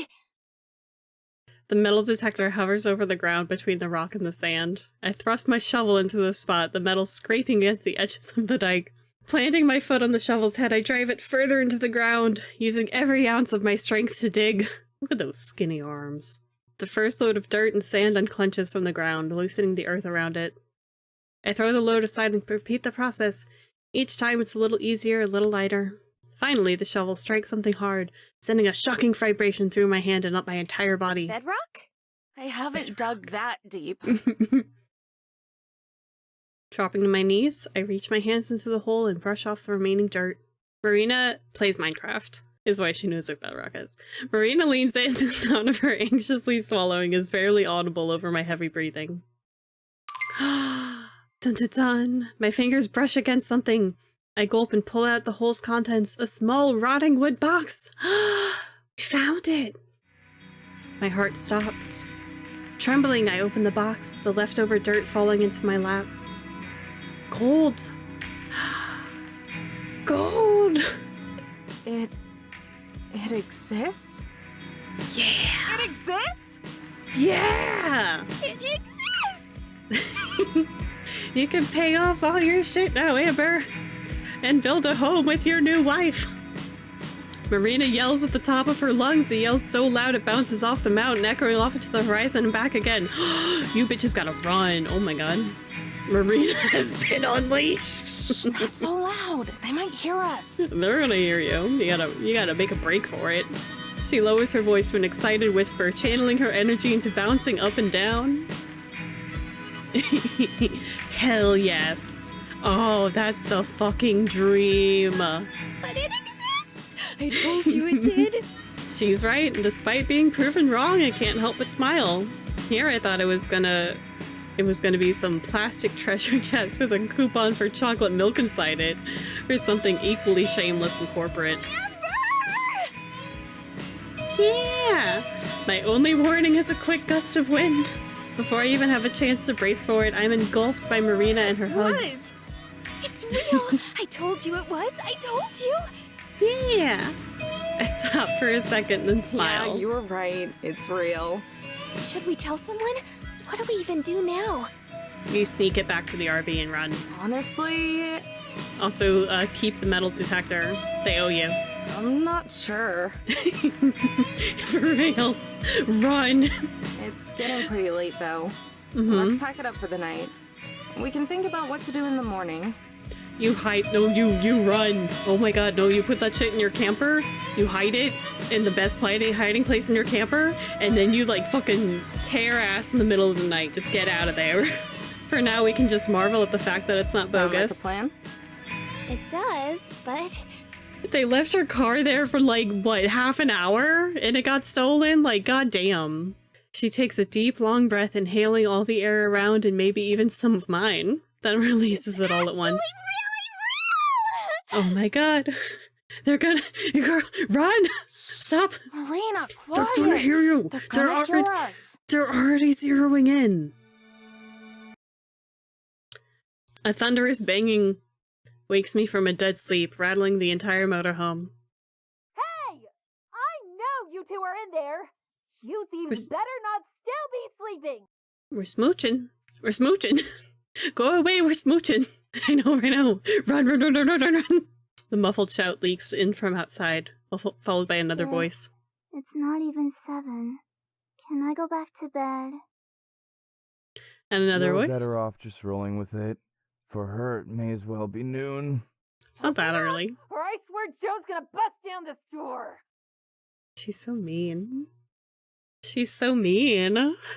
Oh my gosh. Wait, what? Gee, I wonder who this could be. I roll out of bed and open the slider connecting to the other rooms. Marina is sitting pressed up against the back of the fold-out bed with the sheets over her What head. do you think it is? I know, right? Poor Joe. Could break that boy in half with the gust of wind. Take a Oh, wild guess. Lord. Mm-hmm. I march over and throw open the door. As expected, my 3 favorite people stand before me. Time? Do you have any idea how long we've been out here? A groggy Tess sways from side to side. Joseph's gentle hands are the only thing preventing her from passing out on the ground. Oh no. Funny that you, of all people, would accuse us of theft. Mm-hmm. What else would you call what happened to my equipment? I don't know. Borrowing? You loaned it to us, remember? Mm-hmm. Correction. Joe loaned it to you. Joseph gives us a tired smirk and wave. I was forced to sit idly by and watch you make off with it. That's theft if I ever seen it. You're gonna talk, Mariah. Come on. She pushes me aside and clambers into the motorhome, followed by the other 2. No. Looks like we're coming in. You hid that shit good, right? You hid that box, right? Oh my god. Good morning. Hey, you 3. Morning. How are you guys doing? Tired. For what it's worth, we tried stopping her. Mariah stomps to the middle of the motorhome, analyzing everything before releasing a loud scoff. So where's my stuff? If you don't get out of my RV in 5 seconds, it'll be shoved up your ass. Don't worry about it. You guys are great. Hey, Tess. Did you hang up your new wind chime? Tess's eyes flicker with interest for all of a second, then return to their obstinate, droopy state. Above my bed. Aw. What's up with the fold-out? You 2 don't sleep together? That's what I'm saying. That's what I'm saying. What? You've been in an RV together for like 48 hours now. You're married. Come on. Told ya. Mm-hmm. Damn it. Ah, yeah, and she was rooting for it too, yes! Everyone knows it but them. Grumbling, Mariah pulls a bill from her pocket, except Joe. Mariah pulls a bill from her pocket, slaps on Joe's hand. Does that mean we get to sleep in tomorrow morning? Sure does, kiddo. Sure does. Nice. The ringleader of the circus returns to inspecting the motorhome, fiddling with the magnets on the Anyway, fridge. give me back my equipment and we'll get out of your hair. Come on, just let them use it. It's the least we can do after tearing apart her car. Mm-hmm. Mariah's attention turns to the counter, topped with the open box of stunning gold nuggets from the night before. Why didn't you put it away? Why didn't you hide it? Oh my god. You fucking idiots. What is wrong with you people? Come on. And whose fault was that? What is this? It's a box of What corn. is what? The thing on the counter? It almost looks like... Oh, that? That's the piece of the treasure we found. Marina, I swear to God. Ha! Yeah, right! You're kidding. Mm-hmm. She chuckles. She stops. She's kidding, right? She should have fucking left in the middle of the night. Have a devious thought and crack an equally devious smile. Nope. She's telling the truth. 100%. I wrap my arm around Mariah and bring her close. Joseph and Tess shoot each other alarmed We found glances. it last night. With your equipment. What's the plan here? What's the plan here? Oh, that's impossible. You're lying. Really, Plan now? here. Hey, Marina, why don't you tell her about it? Oh my god. Sure thing! Should run. It started yesterday after we met. Amber looked at the journal again and thought it might be near the smaller rocks behind the bigger one. They're called dikes, I think. Anyway, turns out she was right! I know, right? Ugh. Mariah looks down, muttering to How? herself. Why wouldn't he just hide it on the mountain? It doesn't make sense. If he was going back to Missouri... Why didn't he take it with him, right? Her voice diminishes until her words are reduced to lip flaps. Like a mad scientist trying to figure out a complex equation, she retreats into her own little world. Mariah? Aww. A smidge of sympathy buds inside me. I look to Joseph and Tess, even they look a little shocked. Is she gonna be okay? I honestly don't know. Tess approaches Mariah, who is still whispering nonsense under her breath. Nonchalantly, Tess hops in front of her hand reaching upwards, trying to wave it in front of Mariah and bring her back to our world. Oh, we broke her. Tess pulls Mariah's arm skyward, then allows them to flop to her side. Oh no. Oh no. You know, we've been looking into that treasure since Mariah. we were kids. Oh no. She's broken.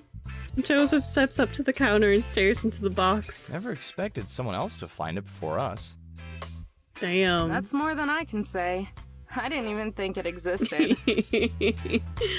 Oh no. There's that too. He sighs and with a shrug cracks a Well, smile. Good job anyway. You ladies seem cool, so if it couldn't be us, then at least it was you. Joseph bro. He's chill. You guys want to stick around? We could tell you more about it. He looks at Mariah. Somehow, I don't think that would be healthy for her. Or you. No. He grabs Mariah by the shoulders and begins pushing her towards the exit. Come on, Mariah. Let's go make you a nice cold michelada. There you go. There You you two can keep the go. equipment. Think of it as an apology gift. Oh, nice. Sweet. Free metal detector. Because cheaply made tools I could get at any hardware store of equal value to a car. I mean, like 20-year-old car, maybe, honestly. We're almost out of the motorhome with Mariah flips and rushes back. Hold on a minute, thief! She looks me straight in the eyes, her expression returning to that of a piercing hawk. Oh shit, oh You my just god. had beginner's luck. Baby, don't look at me like that. You might have found the first piece, but I promise you, me and my team will find the rest. Oh lord. She extends a hand and smirks. I pause for a moment, then grab it and offer a smirk of my own. You're on. Marina and Joseph both let out a sigh of relief, as if they've just witnessed the signing of a peace treaty. Well, guess that takes care of that. Now let's get out of here and go back to a proper base. Are you going to drink until you feel better again, sis? Mariah, no! Shut up! Didn't Mom ever teach you any manners? Mariah, no! You always said Mom is an airheaded ditz who wouldn't know good advice or a good man if it bit her on the butt. Oh my god. Oh yeah. Sorry for all the trouble, ladies. See you two down the road. Damn. Joseph pulls the door closed. Marina and I stay put as the bickering of the trio fades into the distance. Were you serious? About what? The treasure. You told Mariah that you were gonna find the rest. Yeah, let's go. If you were just being nice and want to leave now, that's fine too. You've already done a lot for me. She casts her eyes downward to hide her emotions, but I know better by And now. let you keep all the treasure for yourself? Hell no. She's not gonna find shit on her own. Her eyes bounce back. Besides, someone's gotta keep you from getting yourself into trouble. For real, she's dead without you. May as well be me. For real? But don't you have the festival to go to? Oh yeah. It's still a little while away. I wanted to do some sightseeing anyway. Oh, there you go. Marina launches forward. Before I can step aside, she tackles me with the force of a gold-filled freight train. Oh, that's brutal. I don't even try to resist. It's futile in the grace of Marina's hugs. Thank you, thank you, thank you, thank you, thank you, thank you, thank you, thank you, thank you! Oh my goodness. Actually, I probably owe you an apology. She cocks her head and looks up at me. I look away, my bashful side taking over. Well, you know, I kept saying it wasn't real and stuff. Well? Hey, don't worry about it. Most people wouldn't have given me the time of day. A lot of cars passed her when she was trying to get out when her car broke down, so that's probably accurate, yeah. Yeah, but Relax. Just figure out where we have to go next. I smile. We walk to the front of the RV and take our seats. Grabbing the journal from the glove compartment, I flip it open. Glance over the second to last entry. Key phrases like split path, detour, and acres of identical arced stone throw my brain into the deep end, drowning me in dizzying puzzles before I've even fully read it. Marina peeks over, trying to decipher the entries with me. A speck of inadequacy crawls up inside me, and I quickly flip to the next entry before Marina notices I'm stuck. I'll deal with that later. For now, we'll just narrow this down. This guy is way too verbose. Much has happened since my last entry, so let me waste no time in beginning. As I mentioned previously, I had begun to develop a cough of sorts during my travels. At the time, I thought nothing of it, just a result of being overexposed to the elements. After all, a handsomely rugged and worldly man such as myself should be used to such things, but I digress. Unfortunately, the more I continued under the blazing sun, the more my condition worsened until finally my body gave out. The last thing I remember is falling off my seat. Sometime later, I awoke next to a fire with my horse nearby. I myself could not move as I was held down by illness and sweat, but I was reassured by a man sitting across from me. Upon further inspection, I realized he was a native of this land. I had several encounters with people of this sort during my time in the wagon trail, so naturally I was suspicious and fearful for the remainder of my gold. However, the man said he had no interest in such things. A dry, quiet fellow, the man told me his name was Lamasi and that I was in the canyon his people occupied. Although they had been driven to different segment of it some years back, his English was quite fluent, and when I inquired, he said he had learned from settlers as a boy. Over the next several days, Lamasi would nurse me back to health. We would never stray too far, as he preferred looking after his estranged tribe from a distance, but I was able to explore portions of his home. Eventually, I stumbled upon a long ruined home built into a cave in the side of the mountain. According to Lamasi, there were many more like it, although they originally belonged to enemies of his ancestors. It was then that I realized where I would leave the next portion of my bounty. On my last day with him, I informed Lamasi of my plans, where he casually promised to guard it for me until I returned, but before I left, he pointed me in the direction of a sacred landmark, one so giant and huge it would simultaneously be conspicuous and inconspicuous hiding place. With that knowledge, I bid farewell to my new friend and trusted the gold to his care. Perhaps I will reward him with some of it on the return trip. You're my Lamesi, Amber. Oh lord. Oh, suddenly my chest feels like a hummingbird is fluttering around in it. I shift my eyes away from her and hide my face. She is still wearing the gym clothes that are way too tight. Thanks. Just saying. When you strip away the circumstances, I guess I did save and protect her, like that Lamasi guy did with the miner. Gorge is like a canyon, right? Marina leans in closer and points to the entry, strands of her soft hair tickling my cheek. I scoot back and power through it, taking a sharp breath to recollect myself. Basically, yeah. Marina nearly springs out of her seat in a burst of realization, her head an inch away from smacking into the ceiling. Oh my god. Does that mean we get to go to the Grand Canyon? Do we get to go to the Grand Canyon, Amber? Oh my god. Not unless history decides to rewrite itself. There are lots of canyons with ruins. One of them is the Grand Canyon, but most of them have been cleaned out for hundreds of years. I choke down a groan. Indian ruins aren't exactly rarities around here. Maybe that other entry wasn't so bad after all. So we're looking for a place that was still being used in the 1850s.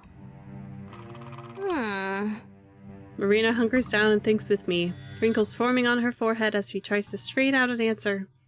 Pretty sure she doesn't even know where to start, but hey, at least she's trying. Well, there is one place. Oh? Marina hardly gets a breath out before I crush her dreams once again. Not the Grand Canyon. Aww. She slinks back in her chair and quietly pouts. It's still in Arizona, but it's a different place. Canyon de Chelly. The Navajo weren't chased out until 1863, so the timing isn't too screwy.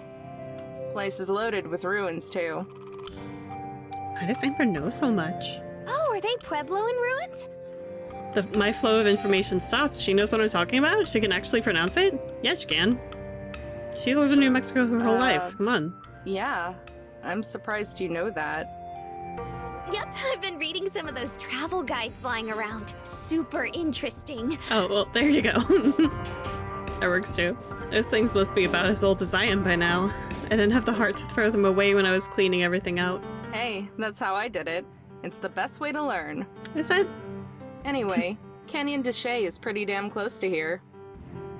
Listen, we love it though. We love it though. She gasps. So it might have lined up with the route he took. There you go. Well, I can't be 100% positive, but... I close my eyes and snap the book shut, the air between the pages puffing out at us. Then with one eye open, shoot Marina a grin. I'm pretty sure. I'm pretty sure. That's good enough for me, baby. Oh, Arizona's highways are infamously boring. Nothing but hills. Up, down, up, down. There's nothing interesting to look at. Both sides of the road are smothered in nondescript shrubs. It's a part of the country where you're just zone out and drive on autopilot. That's dangerous. Oh my god, does your RV even have cruise control? When we finally see a sign for the town of Chinle? Chinle? I don't know how to pronounce anything. Right next to the canyon, it feels like we're approaching the promised land. Marina looks up from the book she's reading just in time to miss the sign. Was that it? Are we there yet? Nah, 40 miles to go still. So about half an hour. She drives fast. Or what, desert highway? Probably 80? Makes it sound like a pop balloon and goes back to reading. We take an exit in a tiny excuse for a town. One of those places that has a gas station and a few old houses. It's like a monopoly, where you buy up all the property you can, even though it's not that great. This is it? Marina repeats our earlier question as I slow down to Nope. turn left. Almost. I don't even know what this place is called. This is where you go to get murdered. She makes the pop balloon noise again, but leaves the book closed. When we finally reach Finlay, it's pretty obvious. This is the first real town we've seen in hours. The outskirts are industrial, dominated by what I assume are factories. A pair of stray dogs lope around the side of the road, hungry and lean. Marina makes a sound of sympathy, pressing her face against the glass as we pass them. Hey, Amber. We're not getting a dog. Your wife wants a dog. We're getting a dog. We're getting a fucking dog. Come on. But they're so cute. Mm-hmm. And we could dress him up in a bandana and... Mm-hmm. Mm-hmm. No way. I've never gotten why people want to dress their pets up like people. Oh, you'll get it. You'll get it soon. True, she has dog energy, but she needs a pet dog. It's cute. It is cute. You're right, Marina. You're right. I figured Marina pouts. I figured she was just joking and she didn't actually think I would let her get a dog, right?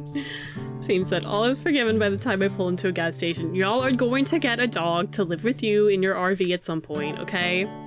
She's bouncing in her seat with her usual enthusiasm, or maybe it's her bladder. My second guess might have been correct because as soon as they shut off the engine, she darts out of the RV into the store. While she does that, I fuel up. No telling when we'll see the next gas station. Could be 100 miles. This thing drinks gasoline like a thirsty dog drinks water. She's thinking about the dog now. It's on her mind. It's been inceptioned. The thoughts in her brain now. By the time I finish, Marina still isn't back, so I lock up and head inside. The store is devoid of other customers. It's unremarkable, with the usual selection of candy, chips, and overpriced beef jerky. I love beef jerky.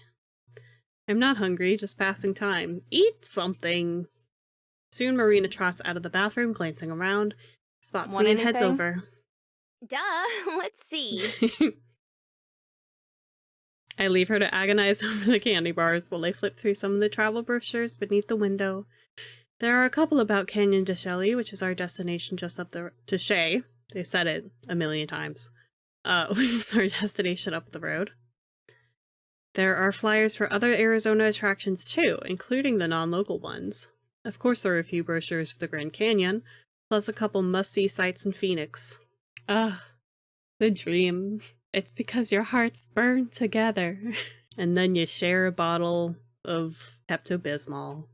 There's even an ad for the novelty called The Thing in Tucson, but that's far out of our way. I'm ready. I turn around. Marina has a couple king-size candy bars in her hand and a large bottle of Coke tucked under her arm. Hell yeah. For real. You seriously need all that? Mm-hmm. She needs her I thought we energy. could share. Oh. She gives me her best offended puppy expression. Fine, fine. I still don't want anything, but I can't say no to that. Here. I'm gonna use the bathroom too. Meet you at the car. Place my wallet atop the pallet of candies she's carrying and send her towards the attendant. When I come back out of the bathroom, Marina's still talking to the clerk. There's a bag in her hand, so she must have already finished paying and gotten distracted talking. I join the two of them. Stuff, so only the guided tours are open right now. Oh, damn. Marina looks like she's seen a ghost. Oh shit, what happened? What's up? I take my wallet from where it's just sitting forgotten on the counter. I was just asking about the canyon and the tours and stuff. What do you say? The clerk nods. Yup. I was saying how if you're here to sightsee, you might have some trouble. A lot of it's closed off because of all the kids coming and causing trouble looking for treasure. Mm-hmm. Damn. Not surprised, but that's frustrating. What isn't closed off? Well, there are still some tours you can go on. Most of them, I think. But you can't do the self-guided ones. Marina looks at me, eyes wide. Clearly she's expecting some solution from me. To smile at the attendant. Thank you.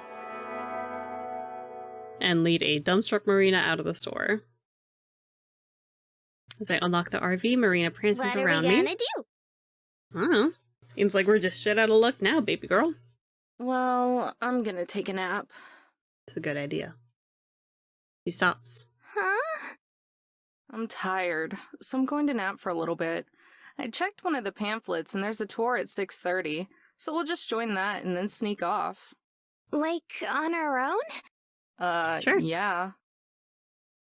Her eyes go wide again. Amber, you're a genius! We're gonna crime. We're gonna do crime. What did you think we were gonna do? I twist a lock of my hair around my finger and glance away. Her constant compliments are a little embarrassing, especially for stuff that seems obvious to me. Thanks. It's not much of a plan, though. Yeah, but at least it's a plan. I thought we were just gonna have to give up or something. Right? It's be gay and do crime. It's both. Nah. Come on. Rules are made to be broken and all that. Hell yeah. I feel a bit guilty that we'll be breaking rules specifically put in place because of people like us, but I can safely say we'll be more careful than the average treasure hunter. Just picturing Mariah, I can easily see her smashing down ancient ruins in her search. Yeah. But yeah, wake me up at 5:30. Unless you're going to nap too. Call me ancient ruins. Nope, I'm not tired anymore, so I'll just read some more. Alright. Okay. Good night. Night-night! I leave her up in the front as I head back into my bed and fall into it. After bunching up my blankets around me, it doesn't take long to fall asleep. Oof, okay. You know, I think that's probably actually a good place to call it for today.